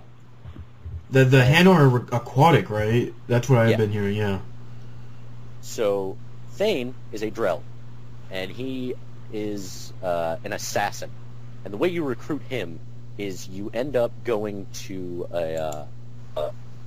you find that he is on a mission to assassinate an Asari, and you go and fight your way up these buildings up to this Asari's office so that you can find Thane and recruit him. Yeah. And his entrance is the most badass thing. Yeah. Because you fight your way up to this office, and then you have a conversation with this lady who's about to die, and as that conversation is ending, Thane drops from the ceiling and does some kung fu bullshit and fucking knocks out the guards and then snaps this bitch's neck, and then just he says a prayer after the assassination, and then just casually talks to you. It's so fucking awesome. Best thing is, like, the room is just full of guards. Not like just one or two. There are like, aren't there like 4 or 5 guards in that room? Yeah. Like, he just takes them all out like nothing, like just effortlessly. Thane is a goddamn badass. And one of the coolest things about him, I think, is that he suffers from a disease called... This is the worst. No. First of all, this is the worst fucking story because Thane was I think, was, battling with Mordin to, like, as my favorite character in the series. And when they announced that he was going to die, I was so heartbroken. So, the thing is, he has a disease called Kepler syndrome, where basically his internal organs will start failing. It's just like cancer. So. Yeah. So he is a terminally ill person who is an assassin who is very religious. He's just this really cool character. And his loyalty mission deals with his son starting to get involved in some criminal shit, and you gotta go stop him because Thane doesn't want that for his kid. So you help Thane go deal with that, which is pretty cool. Thing is, you can fail that mission and like the kid will become like an assassin or whatever. I'm not sure of the repercussions in Mass Effect 3. All I know is that the first time I played it, I failed and I'm like, fuck this shit, and I replay the thing again and I'm like, yeah, I still got it. Yeah. So how'd that work for you guys, by the way? Did you get it all on your first try? Like, did you save his son or what happened? Yeah, I saved his son. Yeah. Oh, my mic was going out. What were you saying? Did you save his son or not? Thane's son. Yeah, I saved his son. Yeah. Okay. I think we all pretty much did. The other character before we talk about Legion is Zaid, who is a mercenary that... This was... First, let's say, this was the first day DLC. Thank God it came with the Mass Effect game. But what doesn't make sense is why it wasn't on the disc in the first place if they were just going to give it out to everybody on day one. Well, so part of that is either because the production team that made the Zaid DLC was working after the game was going gold, meaning it was being pressed to discs and they couldn't add anything to it. And the other thing is that it was part of EA's Project $10, which is where if you buy a new copy of the game, you get this DLC for free, where you get access to the online multiplayer for free. And if you buy it used, you have to pay $10 and get a code. So, yeah. I have to say it, though. Zaid kind of sucked, to be perfectly honest. Yeah, he wasn't the most memorable. He's a badass, but you don't get to see any of his badassery. He tells you about it. He tells you about it. Even in Mass Effect 3, when they revealed him, it wasn't that eventful at all. He sucks. Yeah. Cool I character. don't even remember what his loyalty mission was. Basically, you go to this one oil mining world or oil resource world. It's like an oil processing plant or something. It has something to do with oil. I'm not too sure. Basically, Okay. That's all we need to know. Yeah. It's all about revenge. You help him, gets revenge, he's happy. You don't help him, he might turn against you or whatever. I don't even know. Alright. Well, so, the other character that you can get as a squad member is Legion, who is a Geth. Another one I liked. Yeah. So so the mission that you get Legion on, you find a derelict Reaper. A dead Reaper. Or no, it's a derelict collector ship, isn't it? Yeah. No, okay, derelict collector ship. Because you need an IFF signal, which is an identify friend foe, from a Reaper, so that when you go through the relay, you don't just get blown up. Yeah. So you go onto the ship to get this code, and on this ship, you find this damaged Geth, who's wearing a piece of Commander Shepard's armor from when he died and fell onto the planet below at the beginning of the game, which I think is fucking awesome. That's a really cool touch. That he's just wearing this piece of armor that he fucking salvaged. And so his deal is that he is a Geth, but he's not...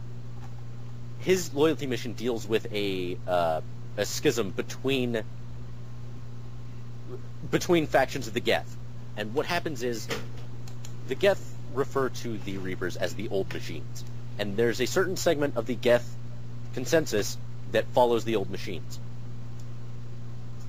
There's the other segment, which Legion is part of, that are just Geth. They're just the sentient Geth. They don't follow the Reapers.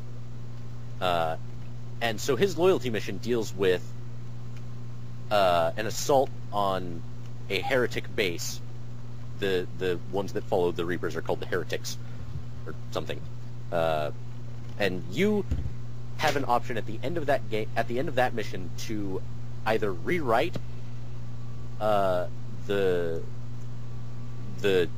Geth that are following the Reapers to not follow the Reapers anymore, or you destroy them. So what did you guys choose to do? I rewrote them. Rewrote the code. Yeah. Yep, so did I. So, that's... The cool thing about Legion is that he sheds a lot of light on how the Geth work. He was more of the background story, and he was like, if you asked Tali about the Geth, she was more against them more than ever. But when you actually talk to Legion, he really shines the light on most of it, especially in Mass Effect 3 again. Yeah. He shines more light on, and you pretty much realize that whatever the Quarians were telling you about the Geth were completely wrong. Yeah, it's kind of a dogmatic hate of the Geth. Yeah, exactly. But so we keep referring to Legion as an individual thing. As an it. It's not really how the Geth work. Yeah. But it's kind of splitting hairs. So isn't it like he could, when he talks about himself, he says we. Right, because he's referring to the Geth as a whole. Yeah. He is one unit of the Geth. Yeah. The Geth being a shared consciousness of these computers. And I think one of the best moments with Legion is in Mass Effect 3. I missed it at first, but I went on YouTube to rewatch that scene, and there's a point. So we'll talk about that. That's deep into the story of that. So one of the cool things about Mass Effect 2 is that certain characters, if you have both of their loyalty missions done, will then have a fight that you have to go settle, and you can lose one of their loyalties by taking a side. Yeah. This is a fight there's a fight between Tali and Legion, and there's a fight between Jack and Miranda. If your Paragon or Renegade scores are high enough, though, you can select one of those options and retain both loyalties. That's what I did with both of them. Okay. I had a high enough Paragon when it came to it that both of them just settled down. Yeah. For all four of them. Yeah. I wish I had that. When I was trying to romance Miranda, and then her and Jack started fighting at the same time, and I took Jack's side. Because I felt, Miranda was treating her ass unfair, and then I couldn't romance Miranda anymore. I was like, fuck. Okay, Miranda sucks anyway. But she has that ass. I would just want to tap Dude, that ass. How many How many times in Mass Effect 2 and Mass Effect 3, when it led to like a conversation with Miranda, all it did was like focus on her ass. Didn't you see the grin that Shepard did? He's like, oh, I don't want love, I just want sex or something like that. He just grins at her ass when she turns around. Yeah. And but with that, I just want to say, Shepard is just the boss when he says that. Like, if any of us were to say that to our girlfriends, if I had a girlfriend, if I were to say that to her, I'd probably get dumped in that second flat. If he can do that and get away with it, he is like the man to end all men. I'm sorry, that's just it. Yeah. Down. So, then who did you pick between Tali and Legion? Yeah, that one worked out too. Yeah, I had enough Paragon at this time, so I was able to settle it that way. Okay. Yeah, same here. So then the only other major plot point in Mass Effect 2 is the suicide mission, which is where you go through the Omega 4 relay and you come out and you assault a collector base, a live collector base. Okay. And depending on upgrades that you've bought for the Normandy could just get fucking blown up, and you just can't do that mission. Yeah. But there are levels of gradation all the way up to everybody survives the suicide mission, which is how I got it, because I'm awesome. Fuck you. Because this is what happened to me. I had a choice to do two things. Go get Legion, or go directly to the collector's base, and I would have saved everybody. Or I could have gone to, I would have gone to get Legion, and then everybody, all my crewmates, not my squad mates, my crewmates would die. So I had to choose, and I really wanted to get Legion, because I thought he was going to be the more interesting, and so I picked between either one, and I picked Legion, and so all my crewmates died. So pissed. Kelly died. Dr. Chavez, whatever her name is. Chavez. Yeah, she didn't die. No matter what, though. Like, I thought she survived. No, she survived in my game. Yeah, she survived my game too. If you take long enough, though, it basically depends. Like, if you take long enough to actually go back, the longer you take, the more crew members die. So at one point in Mass Effect 2, their collectors actually assault the Normandy and take it over and fucking abduct all of the crew while Shepard is away on a mission. Yeah. And then if you don't go to through the Mass Effect relay, through the Omega 4 relay, and go start the suicide mission soon enough, like if you do a bunch of side missions before you do that, your crew will die.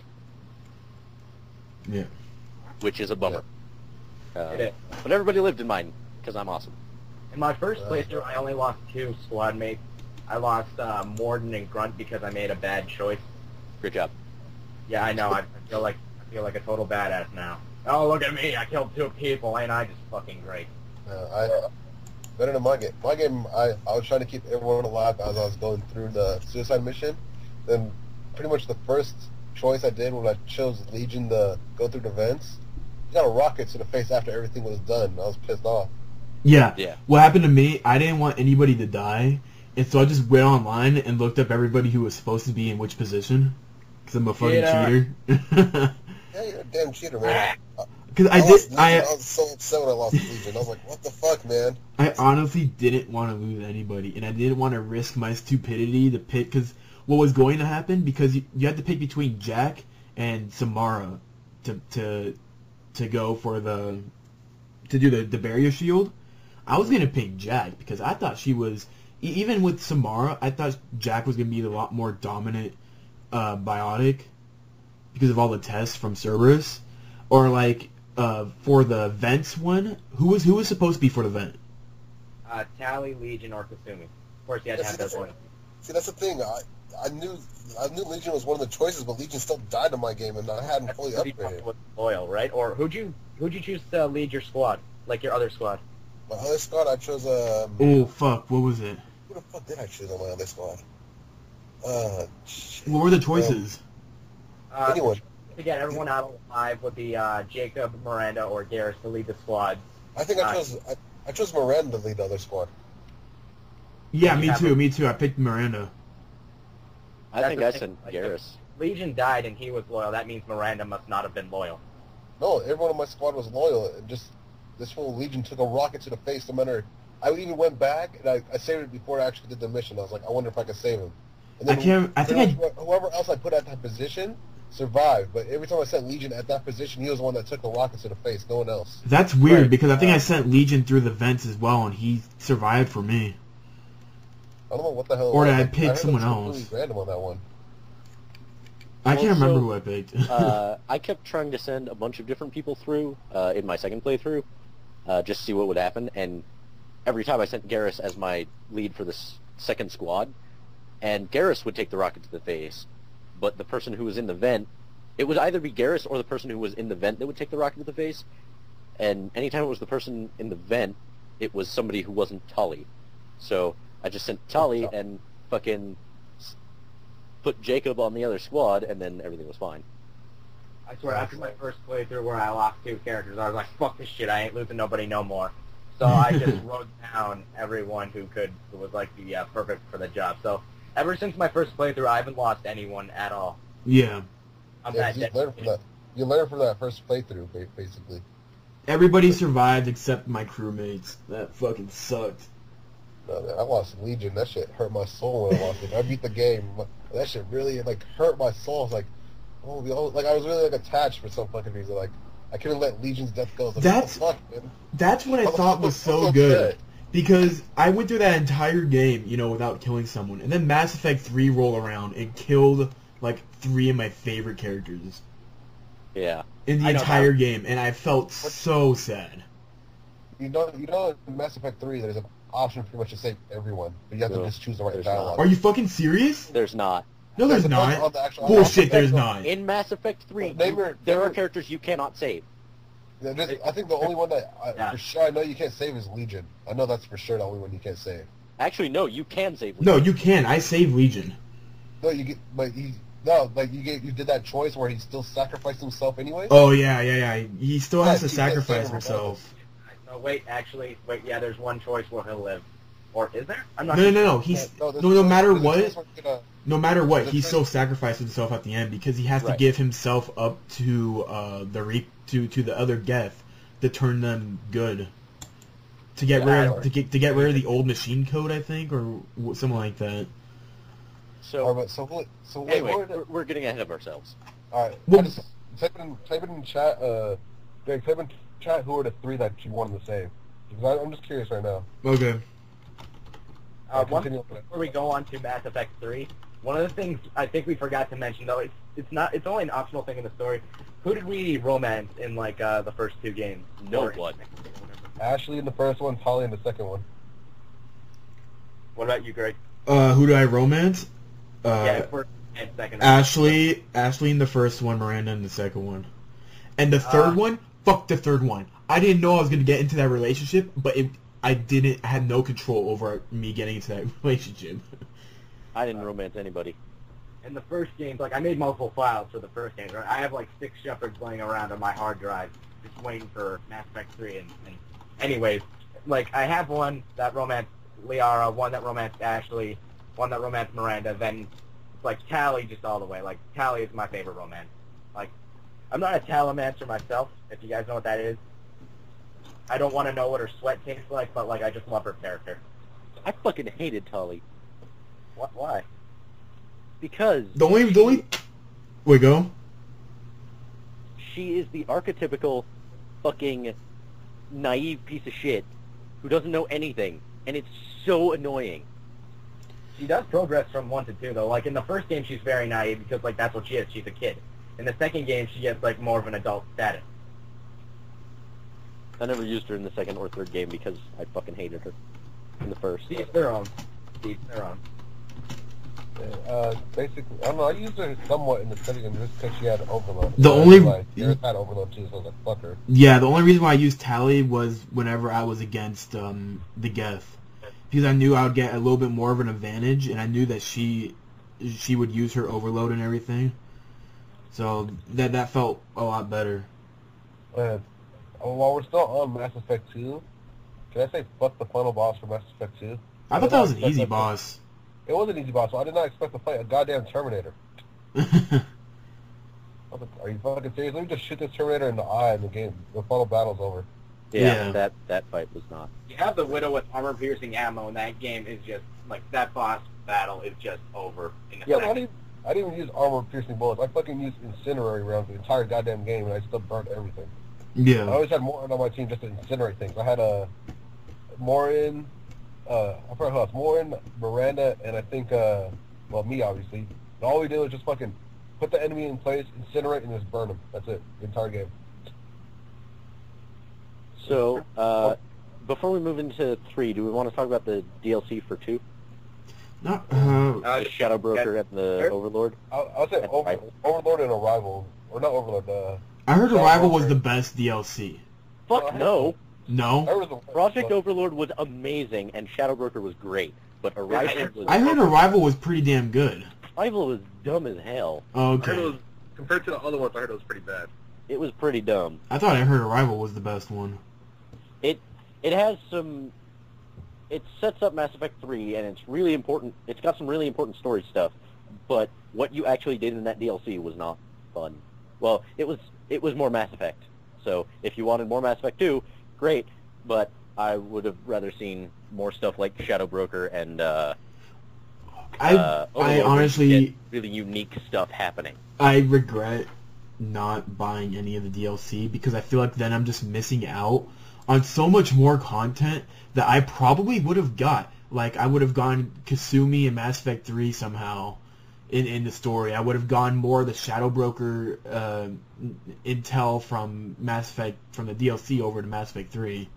I would have known what the Shadow Broker story was in the first place because when I went in Mass Effect 3 to go see Liara, I'm like, oh, hey, it's like, oh, this is my Shadow Broker stuff. I'm like, Shadow Broker? Oh, yeah, that DLC. And I went to go look at her computer. I didn't know anything that I was looking at because I didn't do the fucking DLC. So, the Shadow Broker is a name that comes up across Mass Effect 1 and 2. And it's this really shady person who knows everything, basically. Yeah. And what ends up happening in Lair of the Shadow Broker is Liara Tassoni has tracked down the Shadow Broker because he has some information that she needs and knows where a person is and blah, blah, blah. So you track down the Shadow Broker with Liara. And you come to find out that the Shadow Broker is a title kind of like the Dread Pirate Captain Roberts or something. Yeah. And so you end up killing the Shadow Broker, and Liara assumes control of the Shadow Broker's network, which I think is really fucking cool. I just looked at the picture of the Shadow Broker. Holy shit, what a cool-ass race that is. Yeah. The Yogg. The Yogg. They look fucking beast. I want one of them on my crew. Yeah. So, that's pretty much Lair of the Shadow Broker, is you go track him down, and then Liara becomes the Shadow Broker. And there's a lot of story payoff in that, just from the build-up of the Shadow Broker, and because Liara is now becoming the Shadow Broker, and there's some terminals that have some funny facts about characters on them. So that's cool. And then there's the Arrival DLC. These are the two that directly set up Mass Effect 3.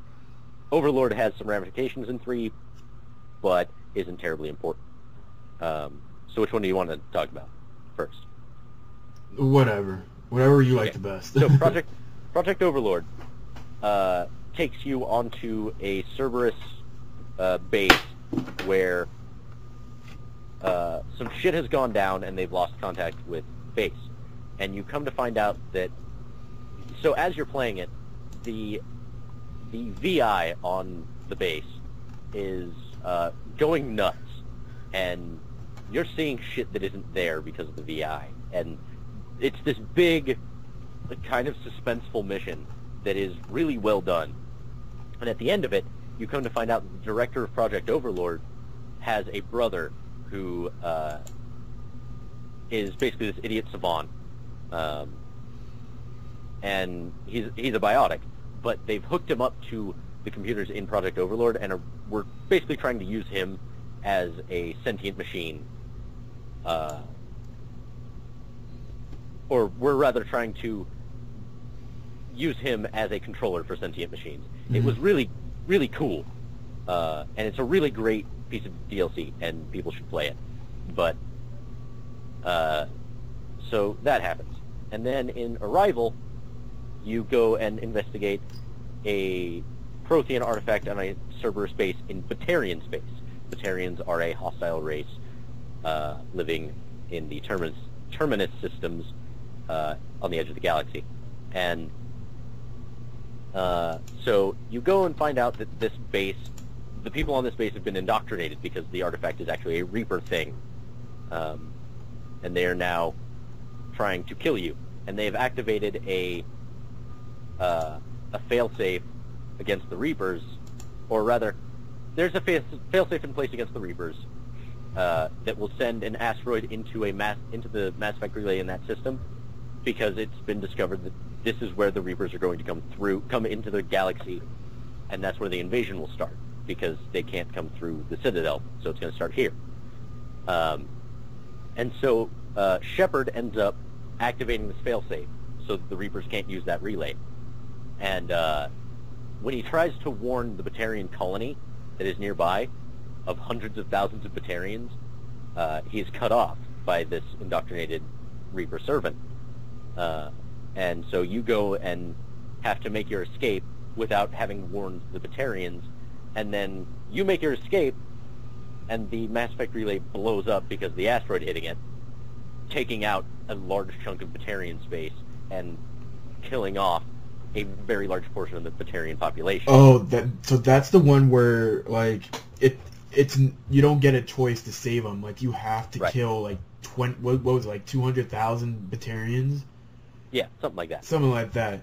And then, like, it was speculated because, like, when it went into Mass Effect 3, they were like, so do we get the Batarians to help us after the Project Overlord? And I was like, oh, no, well, I mean, if you do that, you're shit out of luck getting the Batarians to help you. So that was the Arrival DLC.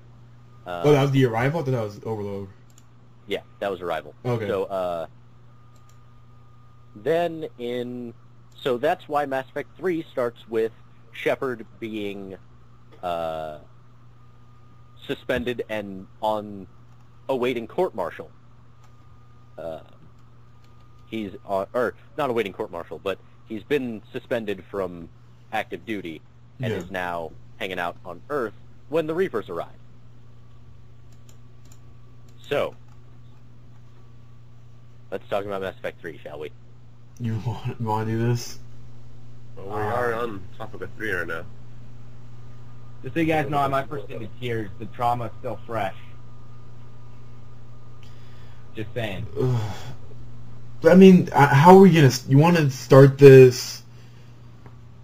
I don't know how to. I don't know how we're gonna start the match, because I know we're all itching to talk about the theory of the ending and where that ending's gonna lead to, but I guess we could talk about the major story. Well, so let's just go through the story and talk about the things that happened, because some really major stuff happened, and there's been some payoff from. And then all that major stuff disappears after the game. Yeah, we'll get to that. So the game opens with the Reapers attacking Earth, and you, as Shepard, you leave and are reinstated to active duty because you're Shepard. Yeah, and then the Citadel gets attacked, and then you have to escape with Anderson. Hold on, you're not on the Citadel, you're on Earth. Yeah, you're on Earth. So you're getting ahead of yourself. So you start off going to the Council to appeal for help for Earth, and they say, we have our own shit to deal with. All the planets everywhere are being blown up. Deal with it yourself, and they won't help you. The Turian counselor says, hey, listen, you should go help the Turians on Palaven, and go find the, well, he says that you need to create a summit of the actual military leaders of these races, rather than trying to go through the Council, because the Council is just going to try and stop you, because they're the Council. That's what they do, because they're assholes. So, you get to, the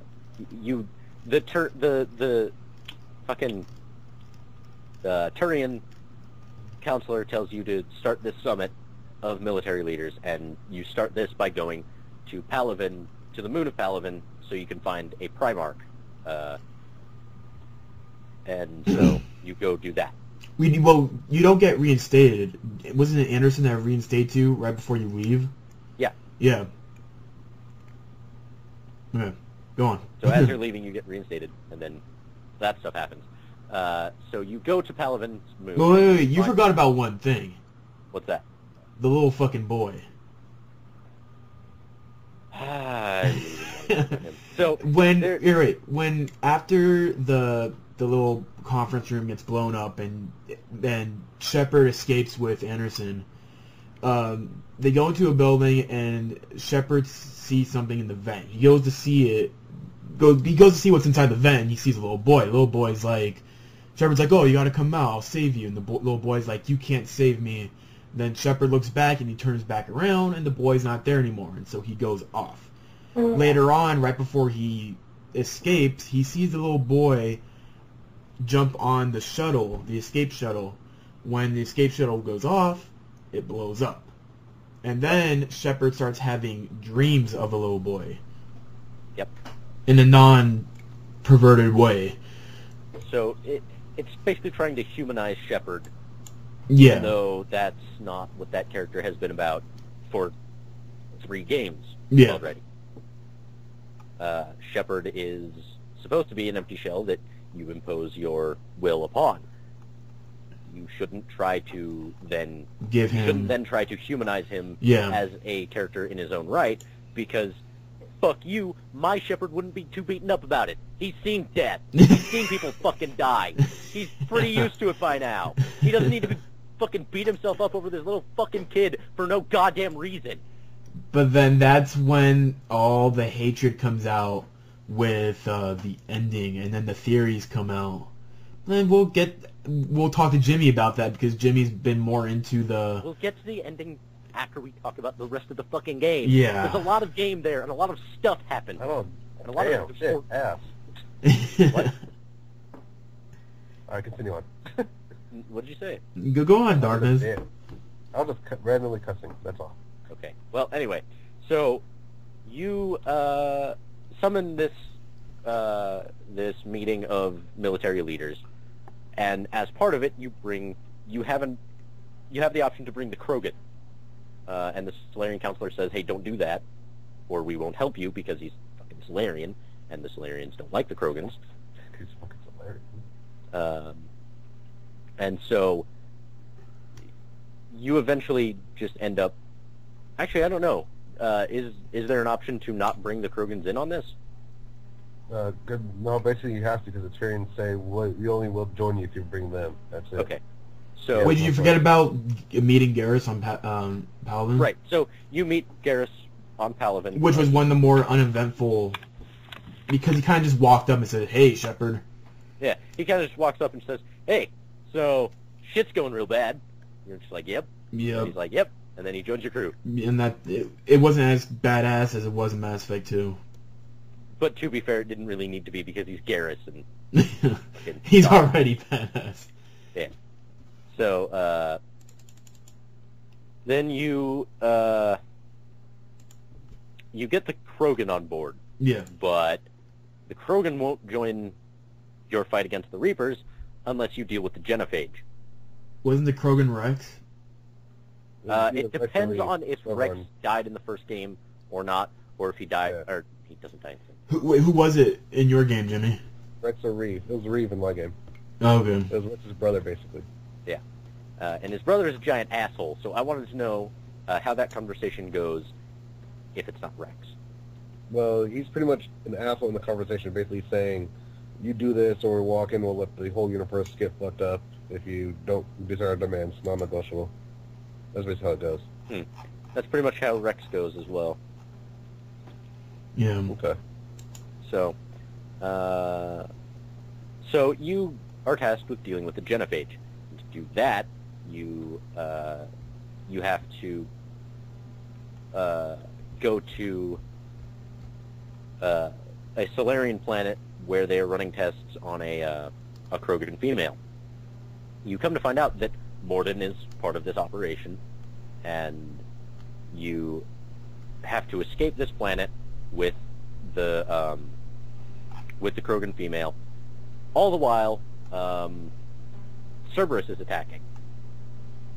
So one of the weird things about Mass Effect is that in Mass Effect 2, they were kind of a force for good, because they were the only people who would listen to you about the Reapers, and they knew about the Collector threat, and they were helping Shepard out.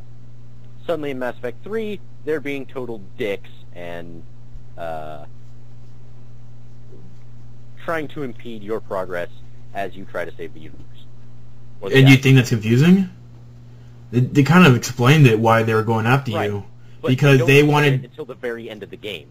No, because the Elusive Men said, I believe kind of the first time you see him that he wanted control over the Reapers. Right. But... And you wanted to destroy the Reapers. Yeah, he says at the end of 2 that he wanted to control the Reapers. Yeah. Right. So, the thing that it doesn't make a whole lot of sense is why he is now suddenly at odds with Shepard, when Shepard's goal the entire time, from before he revived him to now, has been, I'm going to destroy the Reapers.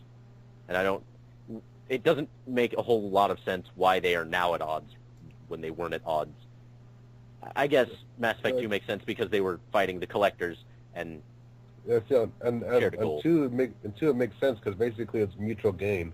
Yeah. Okay. You So basically get all that stuff into the ending decision into pretty much what kind of turns things around. And I think just because if they were if Cerberus thought that they were able to persuade Shepard into joining them full time, that they could have him help Cerberus control the Reapers, but then that didn't work out. yeah. And so now that's why they're turning against him, because Shepard turned their back. Because remember, wasn't it the decision to destroy the Collector base? Right, Or and if you destroyed it, they would get pissed at you? Yeah. I gave the ship to Cerberus. You did? Yeah. What? What happened? Fucking... At the end of Then Mass it carries Effect, over in 3. you have a choice between either destroying the Collector ship or killing everything inside of it and keeping the ship intact. Yeah. And I figured, well, shit, if we're going to take the fight to the Reapers, then we're going to need any advantage we can get, so Collector technology seems like it could be useful. So you actually thought that you would still be friends with Cerberus afterwards?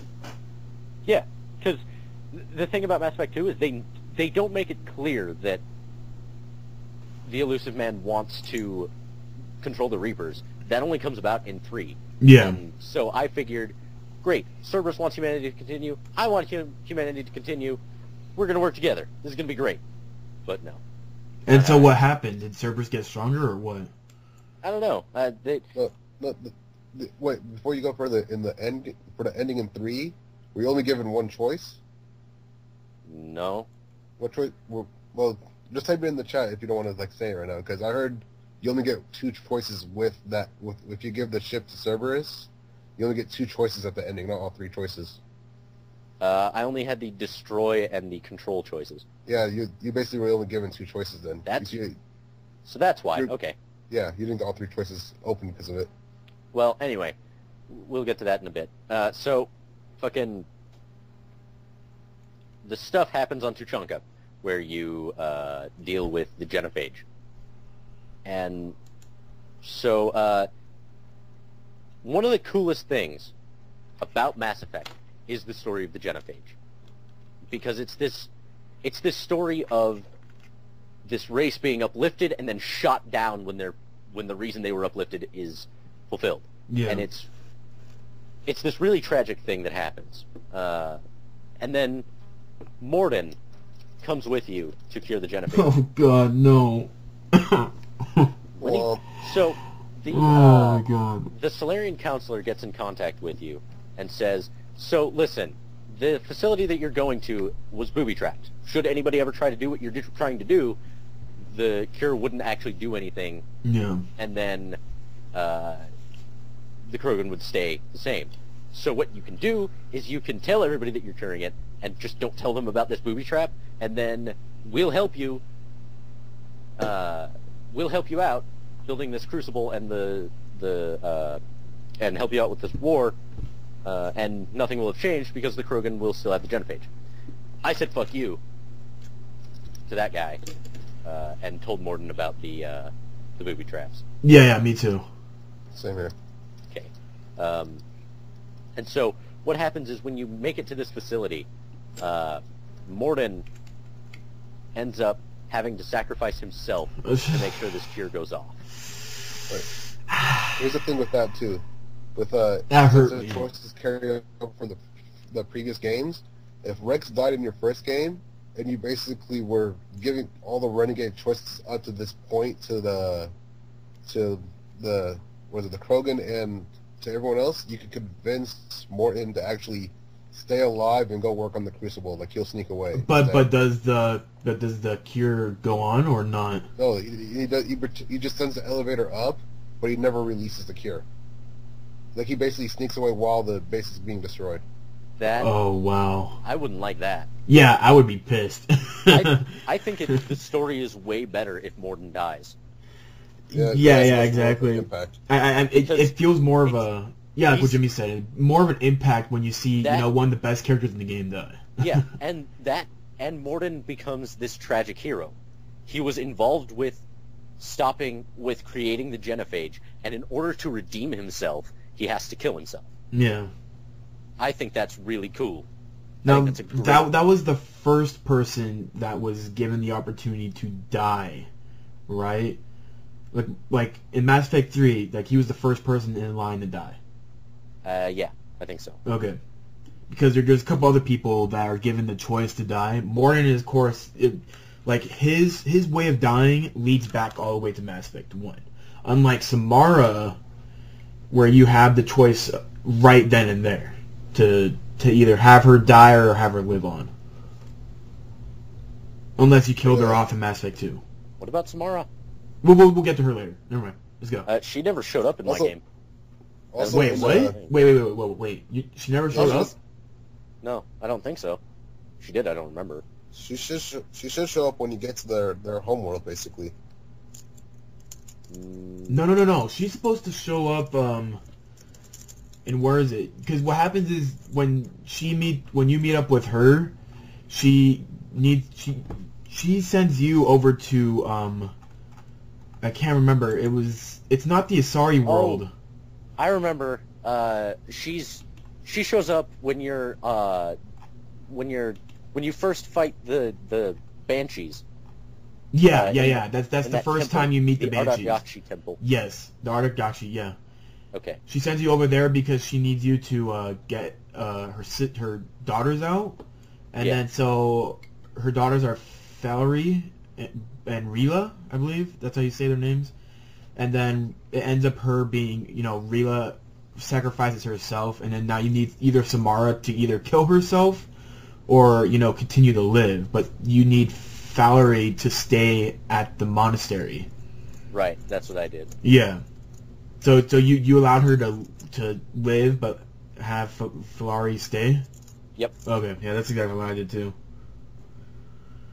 Yeah, I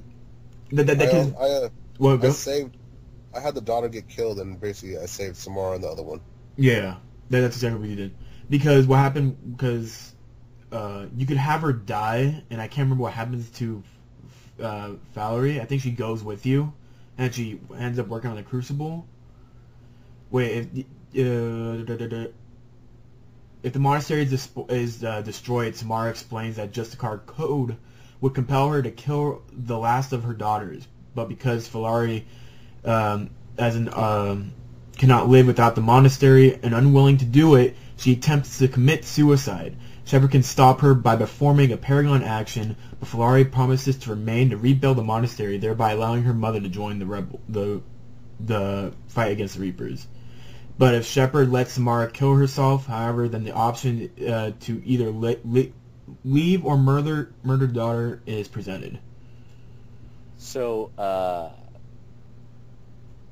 the other thing we should explain is that after Earth, you go to Mars and pick up Liara, who has found a Prothean device called the Crucible, which is supposedly a weapon that will destroy the Reapers.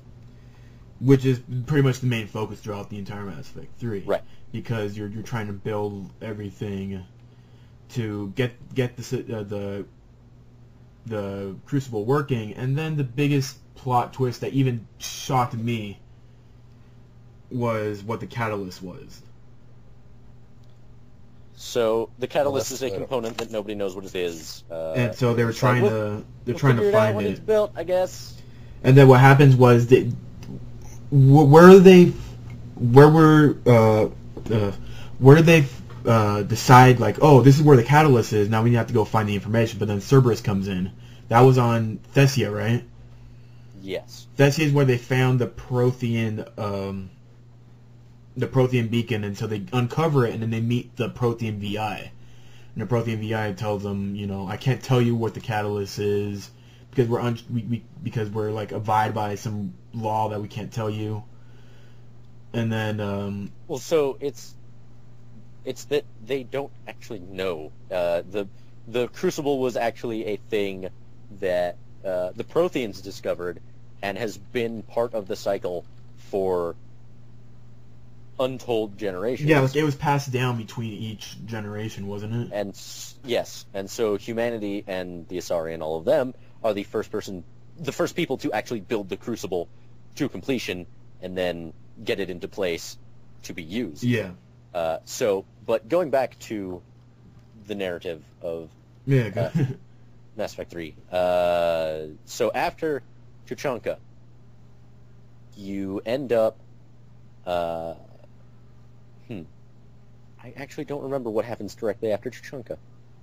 Wasn't it the Quarian storyline then? I think so. So you get...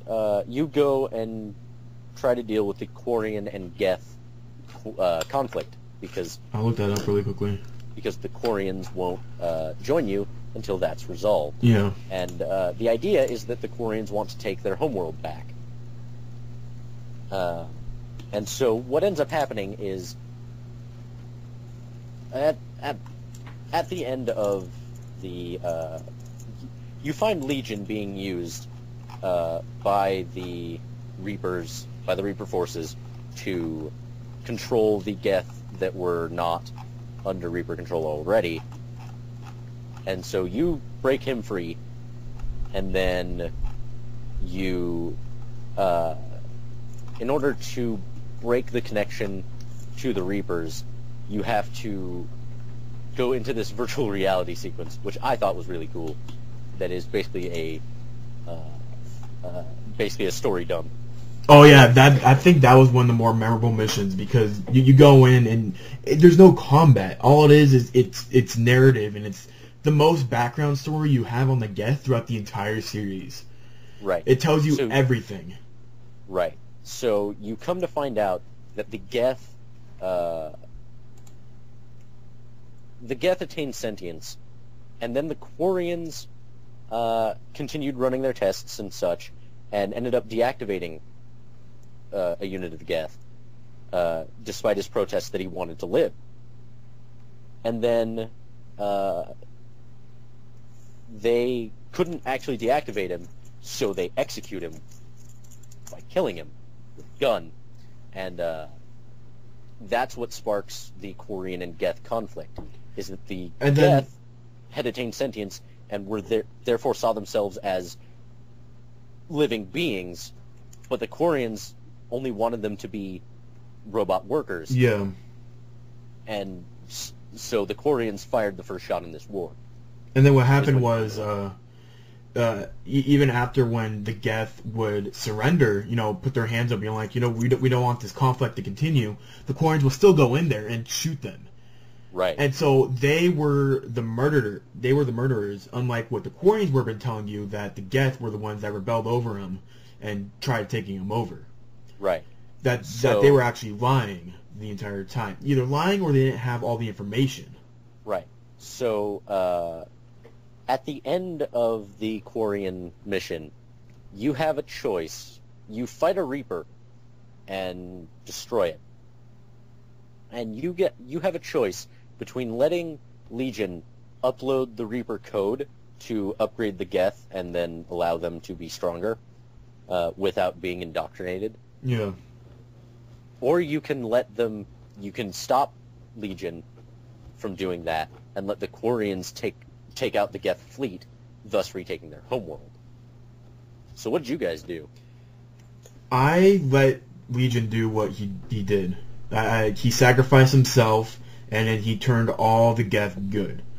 Now, this was my problem, though, because if I allowed the Quarians to do that, would I have seen Tali's face or not? No. Fuck, because I want to see Tali's face. Well, actually, when you rekindle her relationship with her, and then you'll get a picture of her face. Seriously? So, yeah, but it looks like a picture of a human, so it's not that big of a deal. Yeah, I tried looking so what pictures did up you of that, do? and I couldn't find it. What did you What? do, Jimmy? What I did was, since Legion died in my Mass Effect 2 game, I had the entire time we were talking, Legion was not the same. He keeps telling you he's not Legion. It's the same Legion body, but not the same Legion mind. I see. So basically, the whole time you're trying to talk to him and like think he's Legion, he keeps telling you he's not Legion. He's just doing what he feels is right that he needs to do. I see. So basically, when you get to that choice, you either, because I know if Legion lives, you get the choice of convincing both of them, and that's what Greg was talking about. You convince both of them, but basically, in my choice, you only get either to upload data or stop the Legion from actually doing it. Yeah. So I basically, I went to tell them to upload the data, and then I wanted to see if I could still get that Paragon choice, but you don't get the choice. So basically, I killed Legion right there. I was like, sorry, I can't do it. Really? Legion sort of, yeah. Okay, wow, I you got can't it. do it, Legion. I wanted to see if I could get the Paragon choice, but I wasn't able to get that choice. So basically, he was trying to upload it, and then we were trying to stop. I was like, I'm sorry, Legion. I can't help you So do what this. made And you then he started fighting me. That's the thing. Legion started fighting back. Okay, but so what made you want to not let Legion do that? Well, basically, because the Quarian, basically, like, Tali's people were fighting for a homeworld. They've been trying to get their homeworld back. Like, I wanted them to see them get their homeworld. Even after the part where they fired the first shot? And they started murdering all the Geth. Like even after that, I still was kind of, like, determined to see her get her homeworld back, in a sense. I think you're crazy. Wait, let me ask you this, Jimmy. You actually saw Tali's face. Like, the picture, you get a picture of her face. That's all you do. Can you find me that picture online? I'll find it for you. Please, because Don't worry, what happened was I had enough Paragon to get Legion to save his race and still have the Quarians be on my side. Mm-hmm. So even Tali was like, oh yeah, and so we went back to the homeworld of the Quarians, and Tali removed her mask. Yeah, she removes her mask as well if you end up killing Legion. Yeah, so she removes her mask, but they don't show you like fully. Yeah. That's what pissed me off. When she removed her mask, I'm like, turn the camera around, son of a bitch. Well, so I actually saved Legion without getting the Paragon Renegade choice to save the Quarians as well. And after the stuff that happened in the virtual reality, I said, you know what? The Geth deserve their chance at life. Yeah. So I let Legion upload the code, and the Quarians still attacked into the fleet and got fucking decimated. And then Tali is standing on a cliff and takes off her mask and then jumps off the cliff. Yeah, she pretty much killed herself. It was an amazing moment. Why? Because you don't like Tali? No, I just thought that was a really powerful moment. Like, you didn't expect that to happen, in a sense. Yeah. That's crazy. I heard that she died. I couldn't remember how she died. Yeah, and so does she fall backwards or what? No, she falls. She just dives face first. Oh. Swan dive. Yeah. See, but the thing with my choice was weird because basically, when I tried to stop that Legion, like, he was actually, like, really about to kill Shepard, and Talia is the one that shot him in the back. And then she's like, Legion, the real Legion would have understood your choice if you wanted to stop him. Like, Legion was really about to fucking kill Shepard right there. That's crazy. No. But yeah, I don't know. I still think that Legion and the Geth deserved their chance. So here's the thing: is that if you side with the Quarians if you side with the Geth, when Legion is about to sacrifice himself, before he does it, instead of referring to himself as we, he actually refers to himself as I. Yeah. He doesn't do that for my game because I have a completely different person. Yeah, but if you actually have Legion, he will refer to himself as I, meaning that unit attained a sense of individuality, which is unheard of for the Geth, which I think is fucking insane. Wait, Jimmy, that's the same picture you saw. That's the same picture that's on the desk. You're shitting me. Nope. I'm not shitting you. That's the exact same picture. Because again, like what they said, it's a stock photo of an actual model. It just has like weird like veins Photoshop. on her neck. Yeah, it Photoshop. It just has like the things. That's exactly it. And that's exactly why the caption on the pictures are even trying BioWare. That's It's- fucking all the mystery behind, you know, Tali's face, and this is what they pull off. A Photoshop picture of a stock photo. Yeah, pretty much. Ugh. Did you expect much more from BioWare? Yes! I did! I expected a lot more. Better, you know, actually having them fit, you know, into their story and into them behind all these. Like, what are they saying? Tali was human all along? You'll never know. No, they're fuck! saying she's a Quarian, and that's just a shitty fucking job. It's pretty much, basically, it's pretty much they're being lazy. That's essentially what the hell happened. I love how they But- photoshopped all like two of the fingers out, the pinky and the ring finger, and all they have are the index, the middle finger, and the thumb. and there's your three fingers for the Quarians. Yeah. That's so fucking stupid. I love Anyways, it. So, then you get back to the Citadel, and you find out from the Solarian counselor that Udina has gone batshit. yeah, okay, there's another one that one. What happens is, so pretty much what happens is you're out to try to prove, and then you get to what was it? You go find Udina, and you tell it, Darknezz. So you go to the Citadel, and you find that it has been ravaged by Yeah. Cerberus, and you are then tasked with fighting your way up to the council, and stopping Udina. In pursuit of the council is an assassin named Kai Lang. The coolest motherfucker ever. I fucking hated that guy. He's a pompous asshole. He looked sick though. But I think what was better was what Thane did to him. Yeah, so when you confront him... So, Thane shows up on the Citadel in a hospital, Yeah, and he won't join you because he's too sick. and he wants to like have peace at the hospital, so he like helps Right. injured people. Right. So he's...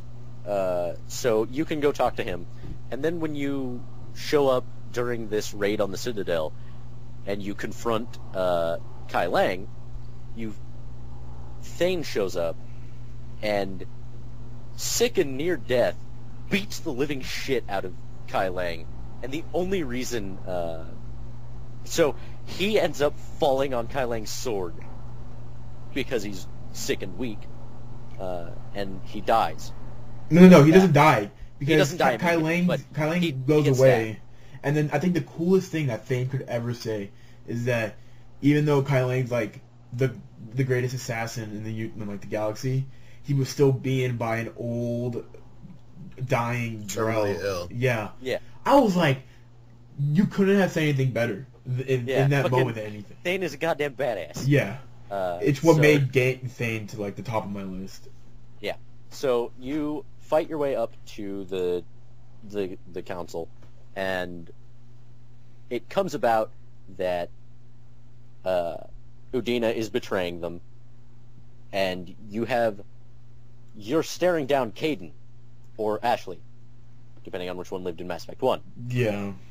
And they're protecting the council, and they don't believe you that Udina has gone batshit. You forgot one thing. Throughout the entire beginning of the game, you're pretty much communicating with Ashley through email, and she's emailing you, being like, Udina, came up to me, and he says he wants me to be a Spectre.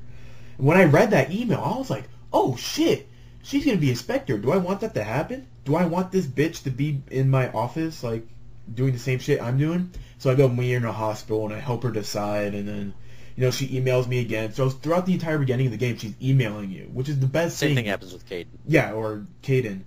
And so then you go, and then now you find that she's protecting Udina because she's a Spectre.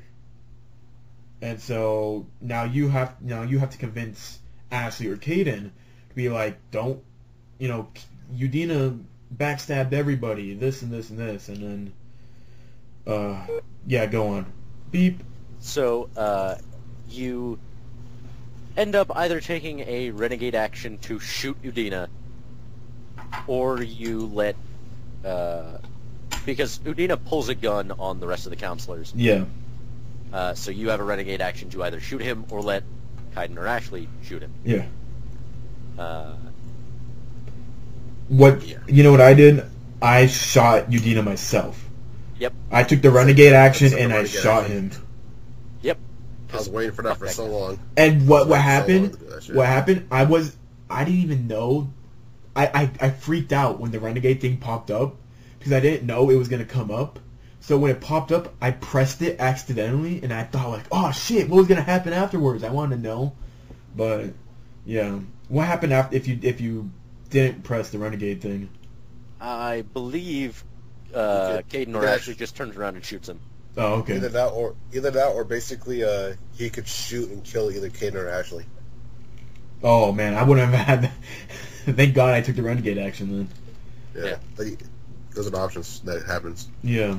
So Let's- after that, Let's talk about the side stuff, because around this time, then all the other squad mates start emailing you saying like, oh, I'm here. Miranda emails you saying that she's trying to hide from, I think it was Cerberus, because they're trying to find her because she's trying to kill her father. Jack emails you saying, oh, me. So one of the things that happens is during your when you're going around getting these Primarchs, one of the or not Primarchs, but the military leaders, one of the side missions is to go to this Alliance facility where it's a biotic training academy.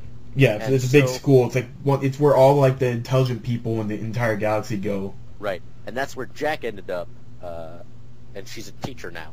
Yeah. And so what Jimmy said in chat that really caught my attention is that side quest where you have to reunite Jack is completely optional, and if you don't do that quest, you have to fight Jack's indoctrinated body when raiding the Cerberus base. Oh wow, really? That Here, seems. I'll show you a video right now. That seems like I wouldn't be able to shoot her. No matter how much I didn't care for her, I wouldn't be able to shoot her. No, you would think so, but like when you're raiding the indoctrinated bases, when phantoms start to come out, instead of the phantom coming out, Jack's indoctrinated will come out, and you'll pretty much have a choice to fight or get killed. Wait, Phantom? You have no choice. You know, like when the phantoms jump out into Cerberus base when you're climbing the stairwells. Like when you're climbing up the stair. Well, when you climb up the stairs, an enemy, one of the phantom enemies jumps out. Yeah. And basically you fight him, but basically the phantom will be replaced with Jack being indoctrinated. You have no choice but to fight him or get killed. Oh my god! So basically you'll have to kill Jack if you later on in the game if you didn't go to that side quest earlier. Son of a bitch! I couldn't have fucking done that. And there's a clip right there, basically. Because no matter how much I didn't care for like Grunt or how much I didn't care for Jack or someone else like that, no matter what. I think like I would have just sat like I kind of feel like I have like an obligation to these people. Well, they were on your crew at one point. Yeah. Oh, that's not Jack. It That says is Jack. it says it's Jack, but it's just a phantom. No, it's actually Jack. That's her body being indoctrinated. That doesn't look. No, that looks like a phantom. It just it replaces the word. No, even when Shepard kills her in the cutscene, he basically says it wasn't Jack anymore. Cerberus has to answer for one more thing. Oh. So it was Jack, basically. You had to kill her. Well, yeah, but she was dressed in phantom gear. Yeah, basically, but you know it's Jack because you can just tell she's always yelling and everything, and the game tells you it's Jack, essentially. Oh, man. Yeah, I wouldn't be able to do that because I just feel like I have a connection with all these people. Yeah. So yeah. Yeah. All of your compatriots come out of the woodwork and start telling you they're gearing up to fight the Reapers. After the Quarian stuff, when you return to the Citadel, the stuff with Udina actually happens between Tuchanka and the Quarian stuff. After the Quarian stuff, when you return to the Citadel, you find that or you're sent to the Asari homeworld. Thessia. Because there's a... Thessia. Yes, Thessia. There's a Prothean beacon there that will tell you what you need to know about the Crucible. You go there, and... Well, no, you don't find out about the Prothean beacon. You find out about the Prothean beacon when you actually get into the big chapel. Because you find out it's just an artifact, basically. Yeah, because what you do, you go up to the little artifacts that are around. I thought Liara told you about the artifact being there, and No, that's no, why no. you were on Thessia in the Maybe first in your place. game, but my game, she totally didn't know about it. Because I discovered all of it when I was Then there. why'd you end up on Thessia? Because of getting Thessia. attacked. Because all the Reapers were Yep. there. No, I ended up on Theseus because the Asari council member basically said that there's an artifact that might point you in the right direction on your planet. On my planet, I'll give you authorization to go see it. Maybe it was That's the been- counselor, not Liara. That's basically what they told me. Yeah, Yeah. like they didn't give you specifics on what the artifact was. Right, Yeah, that's exactly what it was. They tell you it's an artifact that will tell you stuff about this thing that you assume is Prothean. So of course you're going to assume it's a Prothean beacon. All I didn't. all I thought she it was just said. an artifact, to be honest. All she said it was an artifact that will tell you this and this. They never said What other Prothean. They never said anything else. So No, I was thinking but it it's- was. Listen to me. It's a fucking artifact that is going to tell you about the Crucible, which you know about because of a Prothean fucking thing. Why would you not assume the Prothean beacon? Why did you not? Okay, whatever. I didn't assume. I was basically just going what she said. But basically, like, she said it might point you in the right direction. We've kept it hidden for years. Yeah, I was exactly thinking the way Jimmy was thinking. I thought it was just like an artifact, like an old tablet or something that talked about the past. I didn't know it was gonna be a Prothean beacon. That kind of shocked me. Whatever. Go to Thessia, and you find a Prothean beacon, and it doesn't actually tell you anything. Yeah. And then Kai Lang shows up and takes the data from this beacon, and you fight him, and then you lose, and then he takes the data, and then you go in pursuit of the Cerberus. You go in pursuit of him because he has data that you need, and this is when more side quests open up, and then you go and find the elusive man's base. No, And well, you- you, To Horizon after that point, or something, like because you tracked down Kai Lang. Right. Yeah, and here's one of the side quests. If you don't meet Miranda and help her out earlier, and you'll meet her in this side quest, and she could actually die in this side quest as well, and actually in this story quest as well. I mean, Right. So you So go to Horizon, investigating Kai Lang, and you find that it is, rather than a refugee camp, an indoctrination facility. That's a bummer. So the Miranda's father runs this place as an experiment on controlling the Reapers. And to do this, they indoctrinate people and then try to find a way to control them. And they use refugees from the war. You help Miranda shut this place down, and then at the end of it, Kai Lang shows up again and tries to stop you, and fails. miserably. Mm. And then you follow him to the elusive man's base. yeah. Yeah. And that starts the beginning of the end. Oh my god. That 5-hour ending epilogue, I guess you could call it. I did not even realize that it was going to be that long. Now, Yeah. So now, should we talk, because we're going to talk about the ending, and then we're going to have Jimmy give his understanding of what's known to be called the indoctrinate. Fuck me, I can't speak today. You think we should take a break? Because we've been at this shit for hours. We just want to rest for a minute and then come back after we gather our thoughts. It's up to you guys. You want to? sure. Okay, we're gonna take a quick break, everybody. Oh man, yeah, we'll be right back.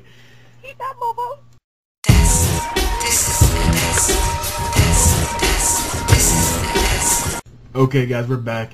After our this is gonna be our fourth and final break, as we're gonna end the Mass Effect podcast with just the ending of Mass Effect 3, and then the theory of what's happening, and we're just gonna end this thing.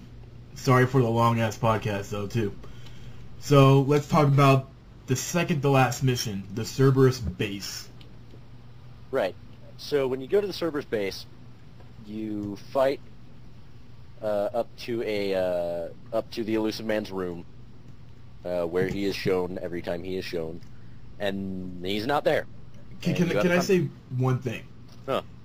His entrance to his room, that long pathway, that long slope, and then it's a weird place to actually put the entrance to his room, because before that you just have like a small little lab area, and it's like really hard to get to. Yeah. I don't know, it just seemed that weird to me, and I kind of wished getting into his office was more extravagant, more like, it felt like it was just kind of like stuck in the middle of a corner of the spaceship. Almost, yeah. But that's just me. Okay, continue. So, Elusive Man's not there, and you have a conversation with him over comm signals, and he's talking about how he wants to control the Reapers, and Shepard tells him to shut up.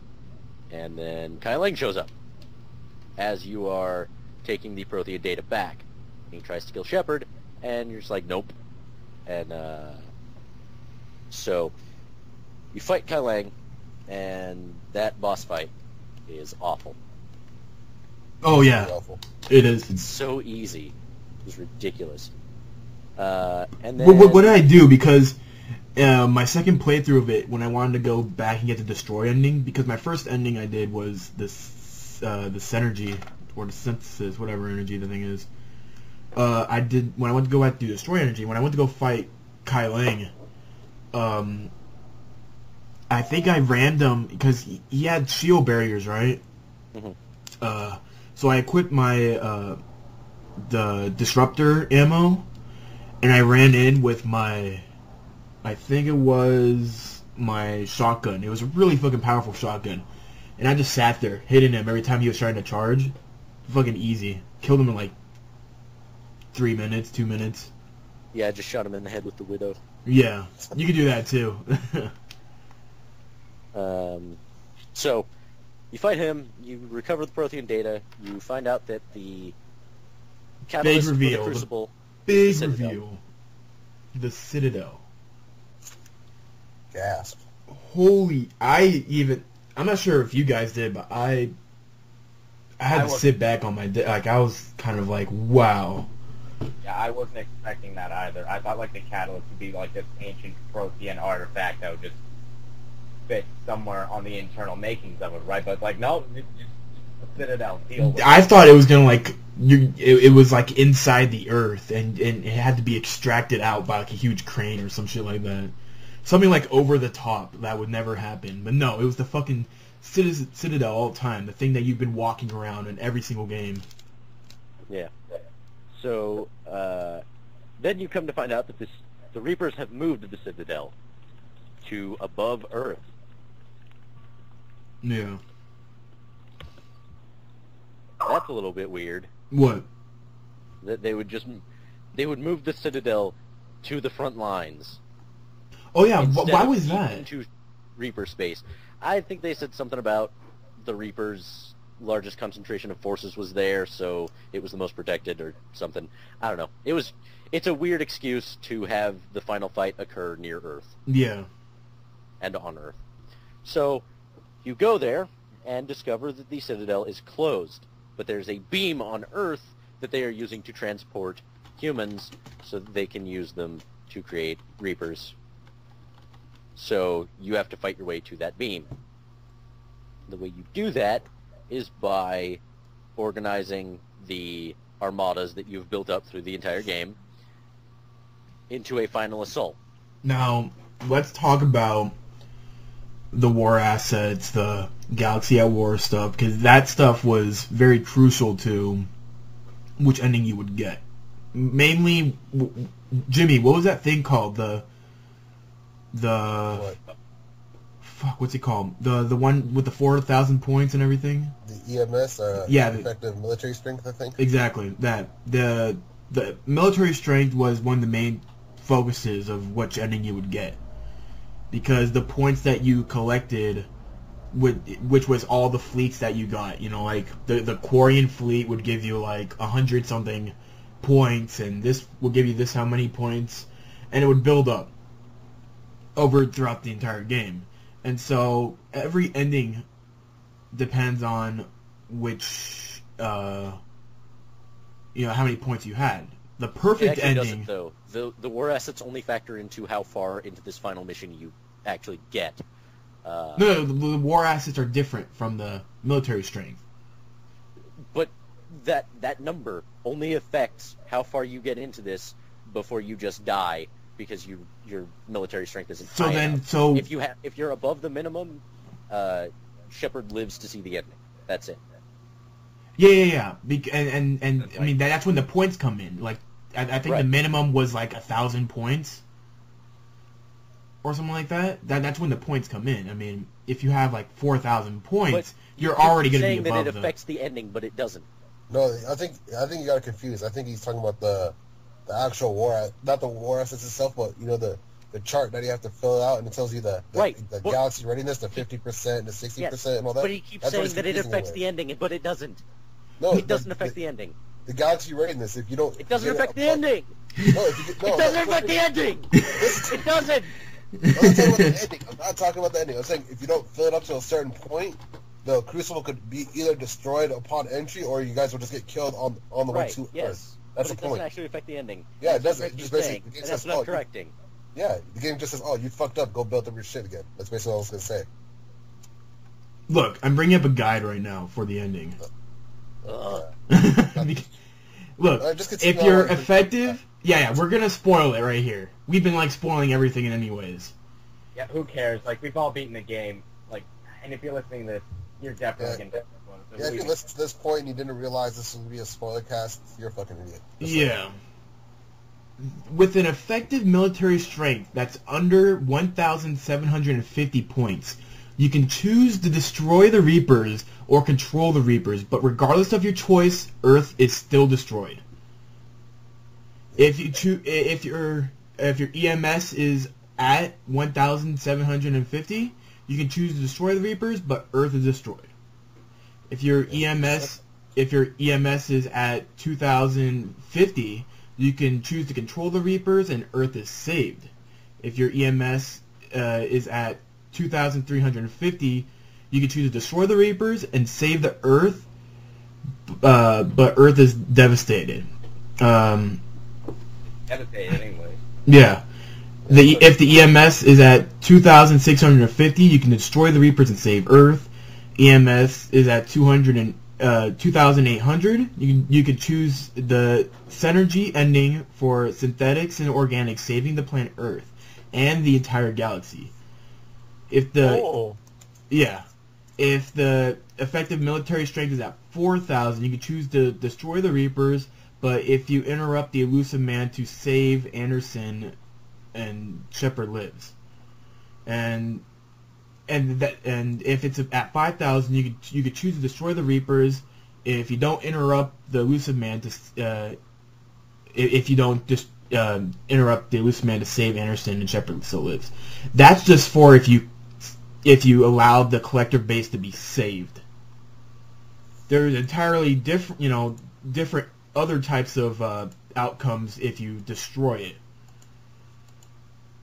No, I'm not sure how much of a difference there is, because when I read this, it seemed a little different. The differences between those endings are completely meaningless, though. And I'll tell you why when we get to talking about the actual endings. So, when you assault Earth, you go through a bunch of fights. The hardest fucking fights in the entire series, no matter what anybody says. And then you are making your final push towards the beam that will get you back onto the Citadel. And as you are hit by a Reaper laser. Yeah. And then you wake up, and you stumble forward, and the final bit of control you have with a gun, you fucking kill a Marauder. And that's the final boss of the game. Marauder shields. Fucking Marauder shields. Fuck that guy. And he dies with 2 shots, too. Yeah. From the ending. No matter what fucking, difficulty you're on, you can still kill the dude in 2 shots, but when it's a real fucking Marauder, it takes him, 18 fucking, shots with a pistol. Yeah. Like, it doesn't So- make fucking sense. The final sequence of the game. You are up on the Citadel, and Anderson has made it there somehow ahead of you. Because that was fucking strange too, because he's like, oh yeah, I followed you in. I'm like, bullshit, you followed me in. I looked behind me before I fucking went in, and you weren't behind me. So he shows up kind of randomly, and you get word that the Crucible isn't firing, and that you need to do something on the Citadel to make it happen. So you walk through this portion of the Citadel that nobody knew existed, but somehow reuses assets and has fucking human markings on it, because BioWare. Yeah. And you show up, and you're talking to Anderson, and then the Elusive Man shows up out of nowhere. And he's all crazy looking because he's indoctrified, whatever. And he tries to convince you that controlling the Reapers is the right thing to do. And during that conversation, you can either convince him to shoot himself, you can take a renegade action to shoot him, or you can let him kill Udina. Or not Udina, Anderson. Yeah. I'd let him kill Udina. I'd let him kill Udina too. But, Yeah. So, you deal with the Elusive Man, and then you get word that the Crucible still isn't firing after it's connected. And so Shepard stumbles forward and trying to get to the control panel. And then he collapses.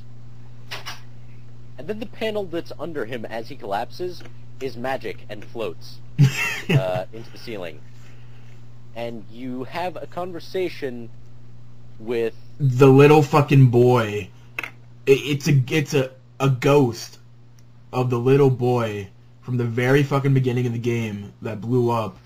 It's in the image of the little boy, but apparently that's the fucking catalyst. That little boy's ghost was the fucking Citadel. the idea is that this is a god of the Reapers. This is the thing that controls the Reapers, and it lives within the Citadel, and it will be used by the Crucible as the catalyst to destroy the Reapers. And it talks about some stuff, doesn't really explain anything, and then gives you a choice between either taking control of the Reapers or destroying them. And if you have enough, you get the choice of synergy, Which allows you to combine organics and synthetics. which is So, like the last the step in evolution. The explanation that it gives for why the Reapers exist is that synthetic life will kill organic life. That's the idea. Will kill all organic life. And so every 50,000 years, the galaxy is culled of the most advanced civilizations, and they are stored in Reaper form so that the more primitive civilizations can rise up and Experience and faith. right. So basically, synthetics will kill organic life. So instead of letting that happen, we are synthetics, stopping synthetics from killing organic life by killing organic life. It makes no sense ever. Like, typically. Wait, repeat that one more time. Slowly. The Reapers are synthetic life. They exist to stop synthetic life from destroying all organic life. And to do this, they destroy organic life. And turn it into synthetic life.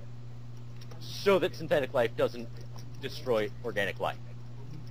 That is so batshit convoluted that I don't understand it. That's like the biggest paradox ever made. I'm going to use that when I go back to school and get my LA class. I'm just going to explain that to my class and be like, who gets this? Tell me who gets this. Yeah. So, See who can explain that. So, Well, isn't it because if the Reapers were in charge, that everything would be perfect, no. That's and not, that there was like a cycle, and that the cycle had to be done. the idea is that the Reapers represent order, and organic life represents chaos. and chaos is undesirable because it's chaos, and order is therefore more desirable, and the only way to ensure order is to destroy organic life and let more primitive organic life become the new basis for life in the galaxy. The problem there is that the entire ending seems to be some kind of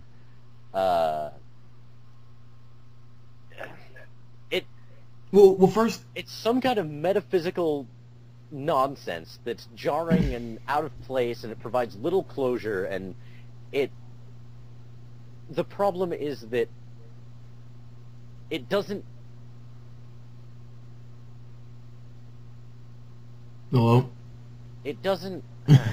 Well, here, explain this. What's organic and what's synthetic life? Just kind of bridge that gap.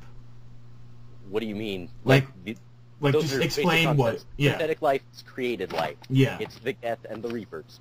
Organic life is things that have sprung up and are alive by the basic definition of the word organic. Yeah, okay. Basically, they got to where they were by... They're made of living material. So, now, let me understand this process. When the Reapers come in every, 50,000 years, Mhm. and kill all the organics that aren't primitive, that aren't just discovering new stuff. Right. Did they ever explain, because I'm not sure if I caught this, did they ever explain how by killing them they turn synthetic? It's because of the indoctrination, right? No, it's sort of. It's the process by which Mass Effect 2's ending happened. It's the collection and the storing of these races as Reapers. Okay. They brought down their genetic material and turned them into synthetic.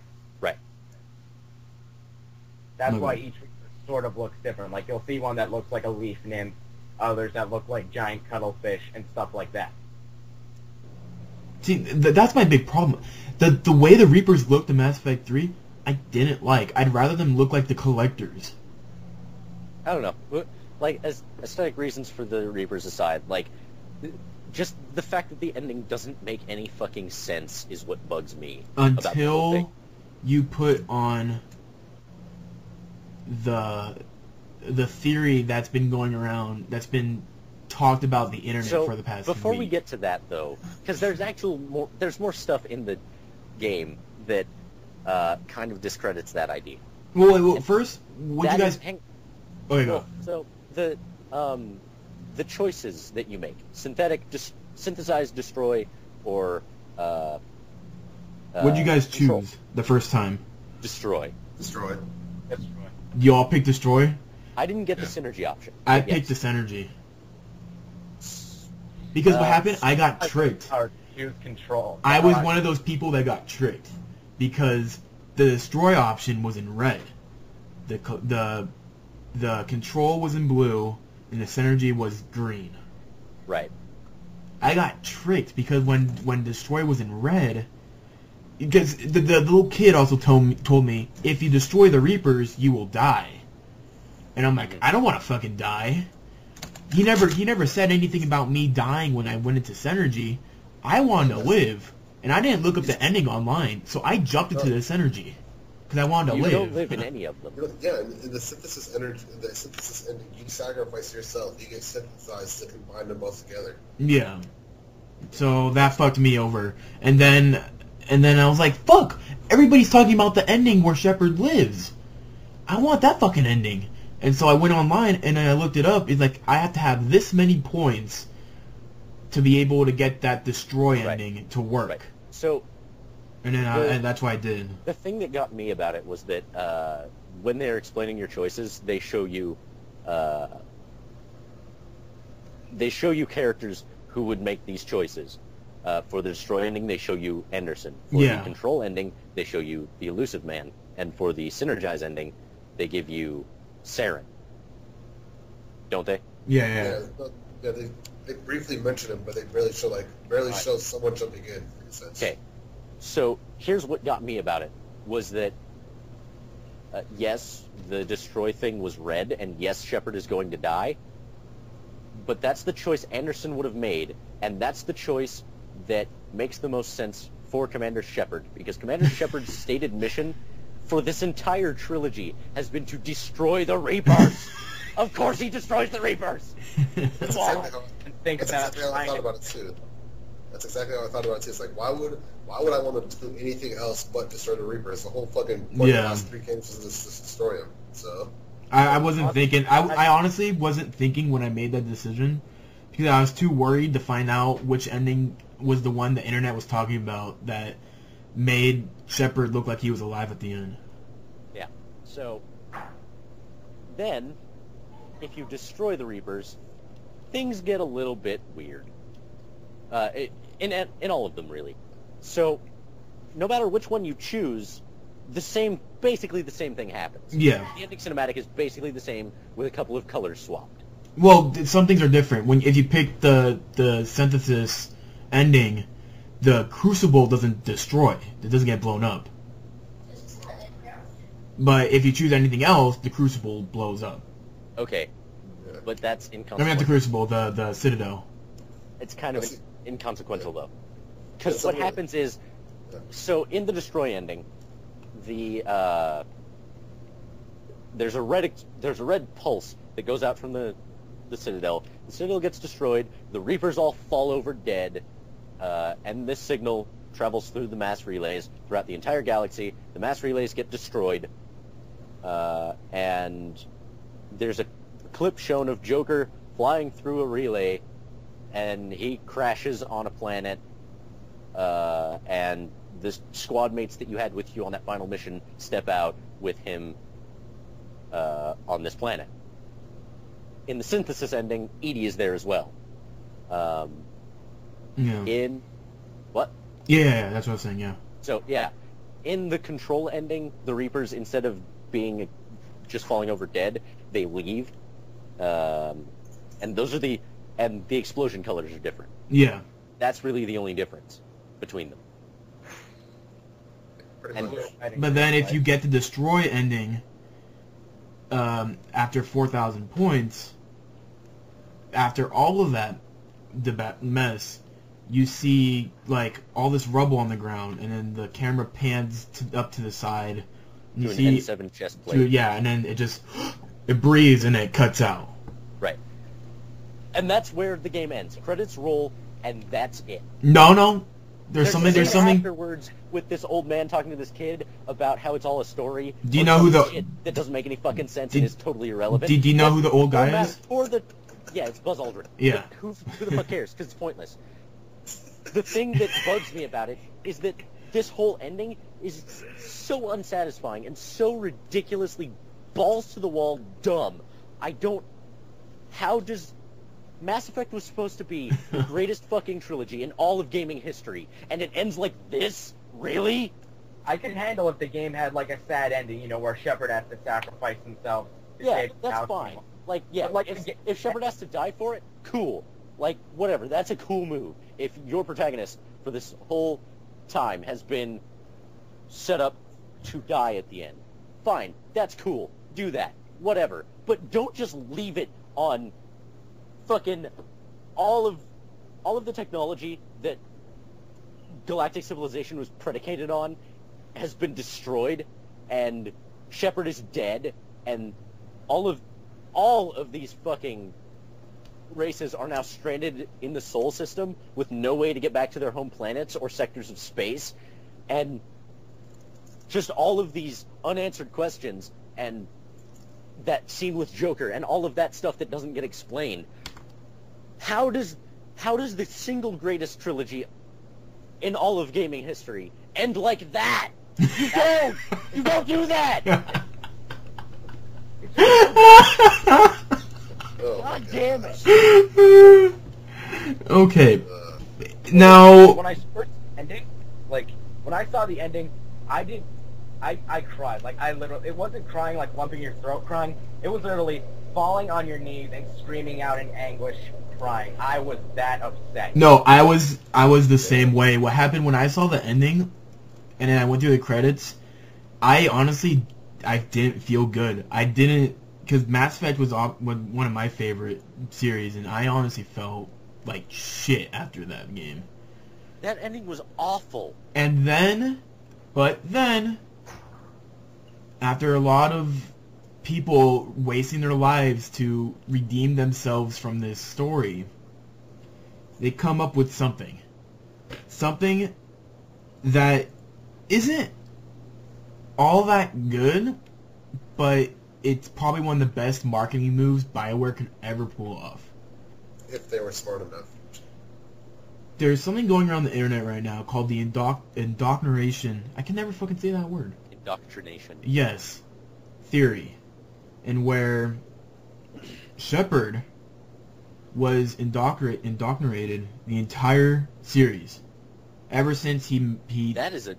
So the one I've heard is that just that ending sequence when he's talking to the Star Child is when they're trying to indoctrinate. Yeah, basically, the one that I kind of believe in, the one I heard was that basically after you get blasted by the Reaper at the end, that's when the full indoctrination process actually begins. And all that stuff that happened at the ending never really happened. So that's kind of where it's going. Glad that he is indoctrinated too. I mean, like, look at the ending scene. Like, there are black edges around like the border of the screen when you're playing, and there's like those little black wisps of fire or whatever there are in the scene as well. And you only see those when Shepard's dreaming throughout the game as well. You only see that like 3 other times in the game. Right. So the idea is that the final cutscene is the delusions of a dying man, and the final sequence is an indoctrination because they first try to use the elusive man showing up didn't make any sense. So the explanation for that the fans have come up with is that the elusive man showing up is the Reapers trying to use the elusive man to get to Shepard. And when that doesn't work, they try to use this system of choices where if you try to control them, you're only absorbed into the Reapers. And they if win. you synergize, they still win because they still exist. Yeah.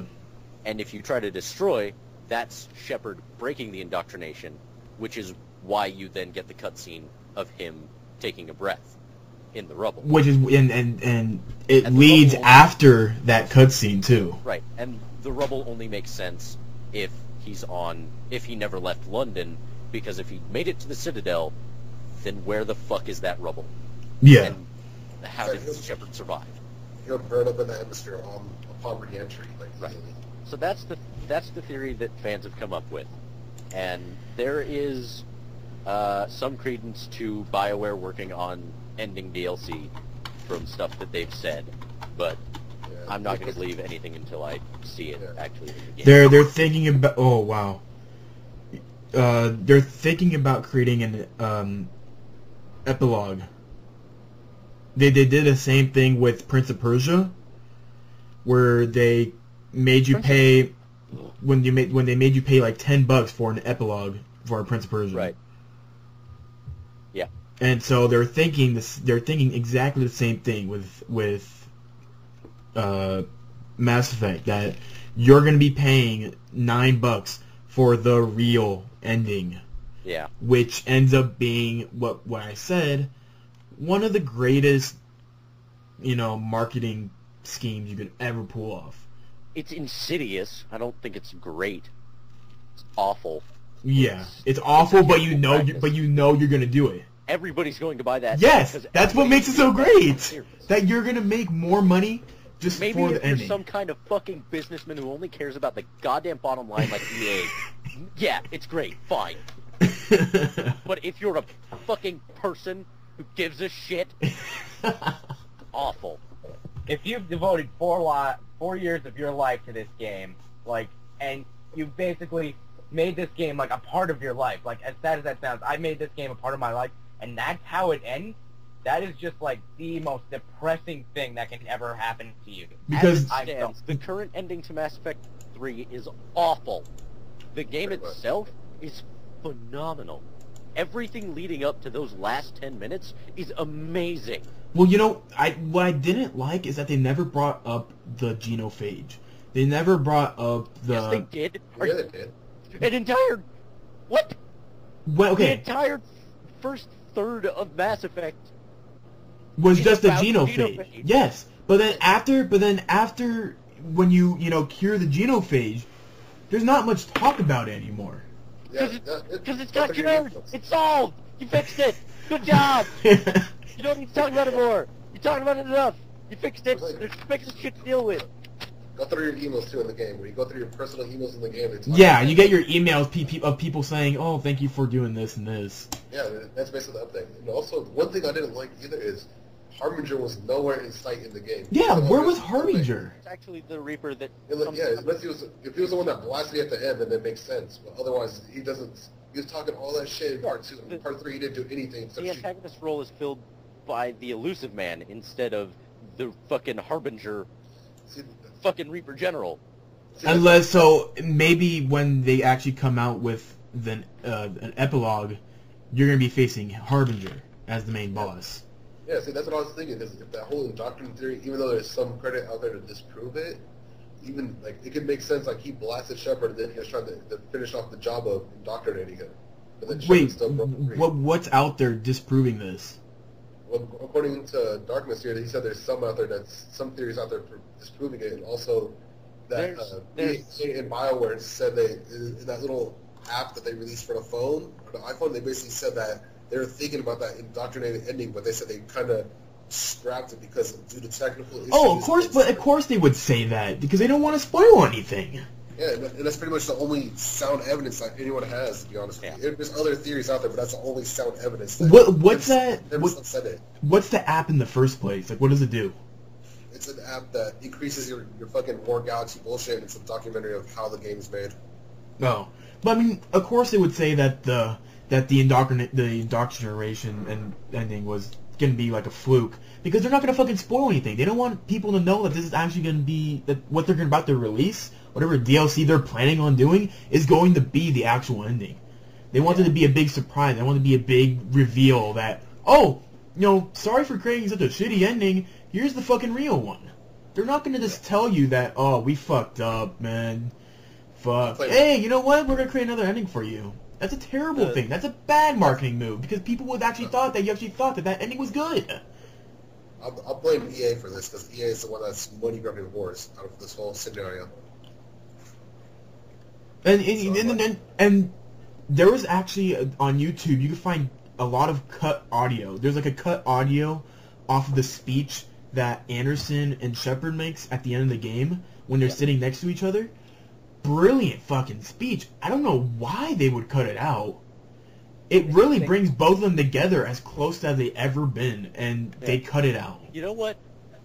If the game cut to credits as Shepard is crawling away from that conversation to the control panel, and he slumps forward and passes out, and it cuts to black, and then an ending cinematic plays where the Reapers just ravage the galaxy and it's destroyed, that would have been an amazing ending to an amazing trilogy. Yeah. But instead we get this Starchild bullshit. Like, it would have given you an incentive to play the game again and be like, I'm not going to be defeated this time, I'm going to beat these bastards. That's my opinion. Up until a few hours ago, I actually thought that the ending I had could be, like, the official final ending, but then I watched that and I'm like, you know what, there's actually still hope. But, like, I was just, God, I could not even sleep last night because I thought that was the legitimate ending. Because there's one big thing that they say at the end, after the credits, when you have that Starbranger, whatever the dude's name is. Stargazer. Yeah. He says, the little kid's like, and that's the story of Shepard. And the little kid's like, oh, tell me one more story. And then he says, oh, it's almost your bedtime. Okay. Just one more. And then so everybody took that as this isn't the ending. Like they're about to talk about the story of the actual ending. I always took that to just be the out for putting you back on the Normandy and letting you go do side quests. But that's the problem.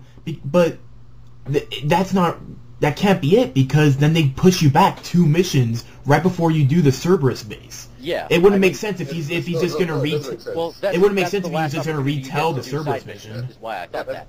Yeah, if they push you back right before the final mission, you have zero opportunity to do any side missions. It'll take you directly to the final mission. Which is why they put you back before the server space. That's what I figured. I don't know.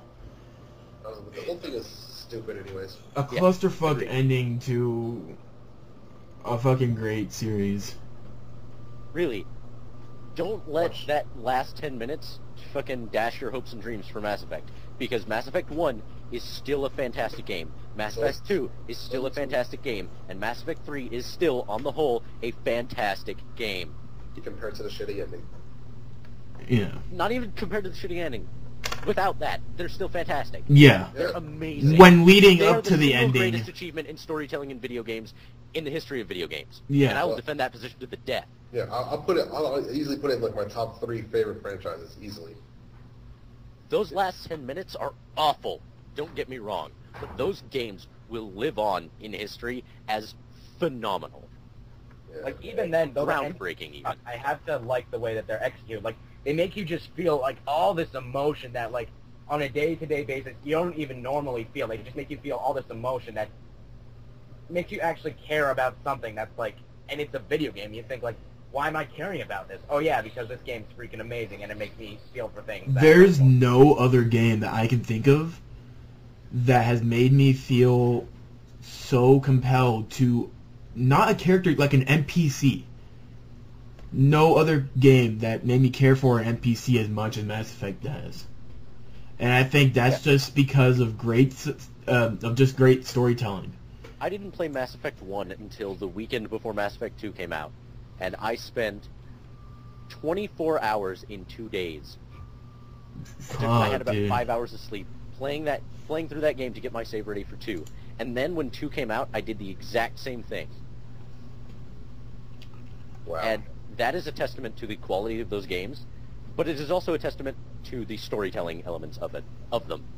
Because even in my sleep-deprived state, throughout all of it, if you told me 3-4 years ago that I would give 2 shits about a fictional genocide and a lizard man that was involved in an uprising and subsequent putting down of a fictional race, if you told me I would care about that, I would say, good luck.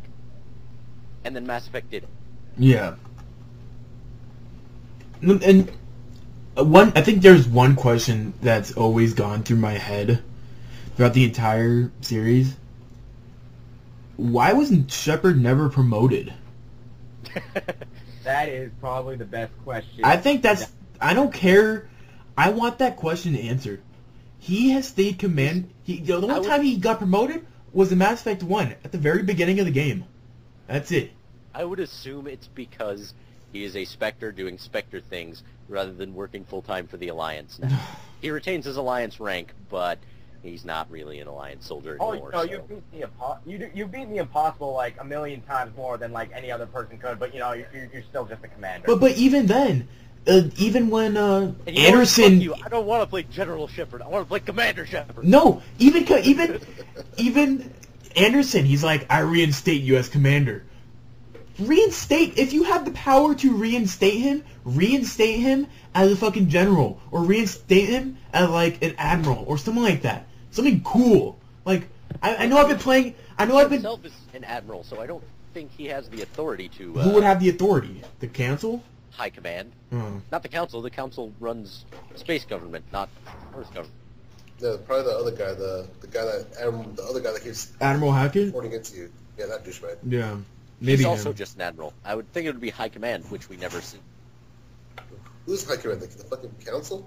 No, high command is the people above the admirals. No, we never met them. Never mentioned them. Yeah, but they've never been mentioned and they've never been but shown. They're high command of the Alliance Navy. They're not the council. Admiral Shepard. That sounds so cool. It's just because we got used to Commander Shepard. It's that we never thought about, him advancing through the ranks. Dude, I think that would be awesome for him to start out as like a private, and then at the end of the series, he was like a general. I think you're dope. No, the way I say like, what the fuck was I gonna say? I completely forgot. I was gonna say no. I just go ahead. When I remembered, I'll say it again. I think you're dumb. I think it works fine as Commander Shepard. Oh, yeah, I remember what I was gonna say. But it wouldn't make Why do- sense. The entire game, everyone just calls this fool Shepard. The entire fucking game. At least if you chose the option to keep his first name, wouldn't they at least try to call him John in his first fucking name?